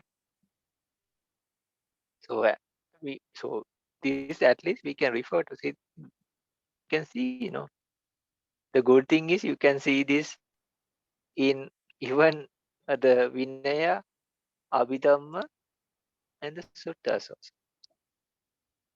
Because when you go into stages of ultimate reality, you can see many Abhidhamma parts. uh, and then when you check the suttas also, Chaka Sutta, no, many suttas, they have these parts inside. So it all connects, right? Even in the three baskets itself. mm-hmm. Otherwise, what are we going to do? How are we going to? Later, there will be a time you won't even have this to refer upon. Really, there will Mm-hmm. be a time. It will just be buried. Then another Buddha has to come uh, and bring it up again. But the reality will be still there. But nobody would understand. Then somebody has to come and show it again. Then the people's eyes open up, voice of wisdom open. Because, okay, if everybody went to Buddhahood, then everybody won't need the support. But not everybody goes to Buddhahood, no? So even the chief disciple has to at least hear one verse because their parami time is lesser. But Buddha's time is long. They have to do so much sacrifices, learning, and practicing. So they do vipassana and all in different sasanas, and they make it to the maximum. But Savaka, they don't do so much. Their time duration is just 100,000 aeons. Kalpalakshya, 100,000 years. But Buddha's times are even the fastest of them is way, way, way uncomparable to a Savaka. A silent Buddha's time seems like double of a Savaka. But it's not still compared to a full Samma Sambuddha. I asked one time, I thought 100,000 was a lot. But when he was a senior monk, he said, take your hand. And if these four are like the four Asankhya, then this part is like the 100,000 aeons, Kalpalakshya. No? They say four Asankhya, and this is the fastest, right? Then it's 8, then it's 16. But, okay, more than 4, this looks 100,000 looks bigger, right? But he said, think of 1,000 seconds. And, okay, 1,000 seconds, 1,000 minutes, 1,000 hours, 1,000 days, 1,000 weeks, 1,000 years, all 1,000. But there's a huge margin, right? So if this is 1,000 seconds, this is like 1,000 years each. So it's massive. So a Savaka, he just has to go one of these, like 1,000 seconds. So that's why there's a huge margin. So whatever resources we have to use it and quickly use it to get free. If we have disputes over these and cannot have agreements and quarrel and fight, and there are, right? Like they say, oh, no, we are the proper ones, you are the proper ones. No? And they just give. So there's no purpose. And the worst danger is they put themselves and many others into great danger.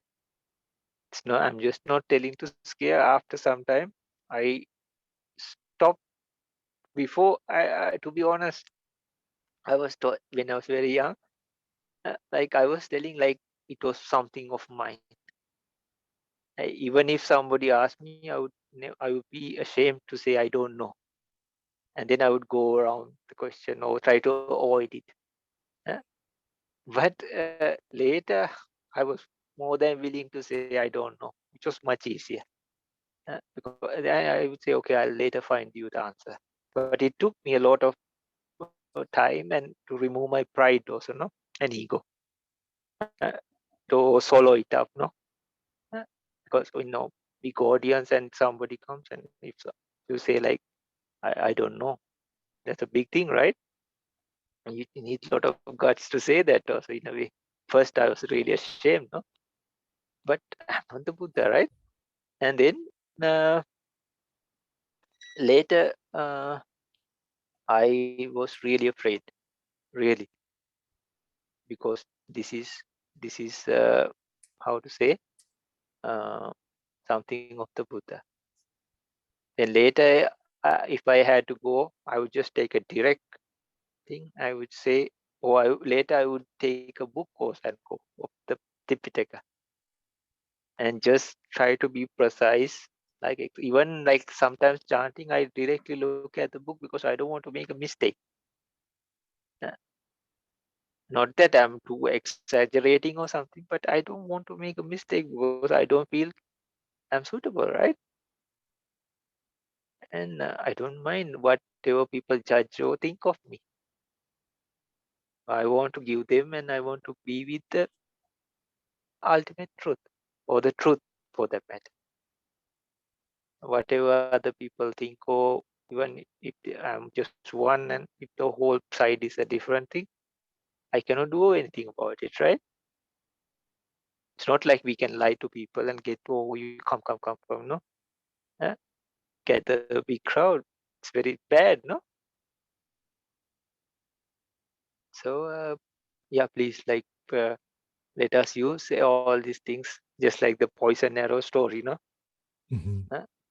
We also not by one arrow, maybe hundreds and thousands, of arrows, right? So if we just see this and see, and it is just wasting our lifespan and the time, because we are all it's going away, right? To use, and we don't know about the future. So let us please, so please tell them more like I pray for you all, I bless and pray. Just the word I use, no? So and yeah, we all work towards enlightenment. It doesn't matter if it's majority or anything, or what tradition or that tradition, this tradition. These are all concepts. In the conceptual, after some time, like these names will disappear. Even like they talk about how to say in Afghanistan those days, they had a huge Nalanda, the university, right? It was destroyed totally. Nothing now. Now, if you see, you don't see Buddhists there, right? Or practicing or working towards enlightenment. No, you see war there, right? So that is how it is. Yeah. Бханте говорит, что, он вспомнил аналогию с стрелой, да, знаменитую суту, где человек оказывается ранен, то есть Будда сравнивает человека в сансаре, да, с раненым человеком и говорит, что глупо, значит, пытаться выяснить, кто стрелял, и какая там стрела, там оперение и так далее, потому что надо быстро лечить эту рану и вытаскивать стрелу и лечить рану, иначе просто человек умрет. Вот, и, собственно, для нас то же самое. Мы вместо того, чтобы там пытаться как-то там рыскать по разным школам, учителям и так далее, нам надо приложить все усилия, чтобы вот осуществить вот эти вот простые шаги, которые для нас доступны, да, то есть использовать те средства, которые для нас доступны для освобождения изо всех сил, и иначе просто, всякое может случиться. У нас такой шанс выпадает очень редко, да, когда мы оказываемся, как сказать, когда Дhamma оказывается доступна для нас. Вот. Это большая редкость, большая удача. Мы должны это использовать. И Бханте говорит в завершении, что он по-прежнему, как и раньше, и сейчас тоже продолжает молиться за нас. Вот он стремится передавать учения таким образом, чтобы не допустить ни малейшей ошибки. То есть, он там тоже рассказывал про такой как бы страх, который своего рода, который появляется, чтобы не ошибиться. У него вот со временем тоже такое появилось, чтобы не ошибиться ни в чем, да. Вот, и желает нам всем достигнуть освобождения как можно быстрее, приложить к этому все усилия. Okay, then you all have a good rest and good night to you all. You Same to all be you. safe and protected. You have dispelled all my doubts today, and that's wonderful. That's wonderful. Thank you very much, Bhante. Okay, you all welcome and have a good night, have a good rest, and we all work towards enlightenment. No? Yeah. Всем спокойной ночи и до новых встреч, и всем пробуждения, просветления. Bye-bye. Okay, see you soon. See you soon.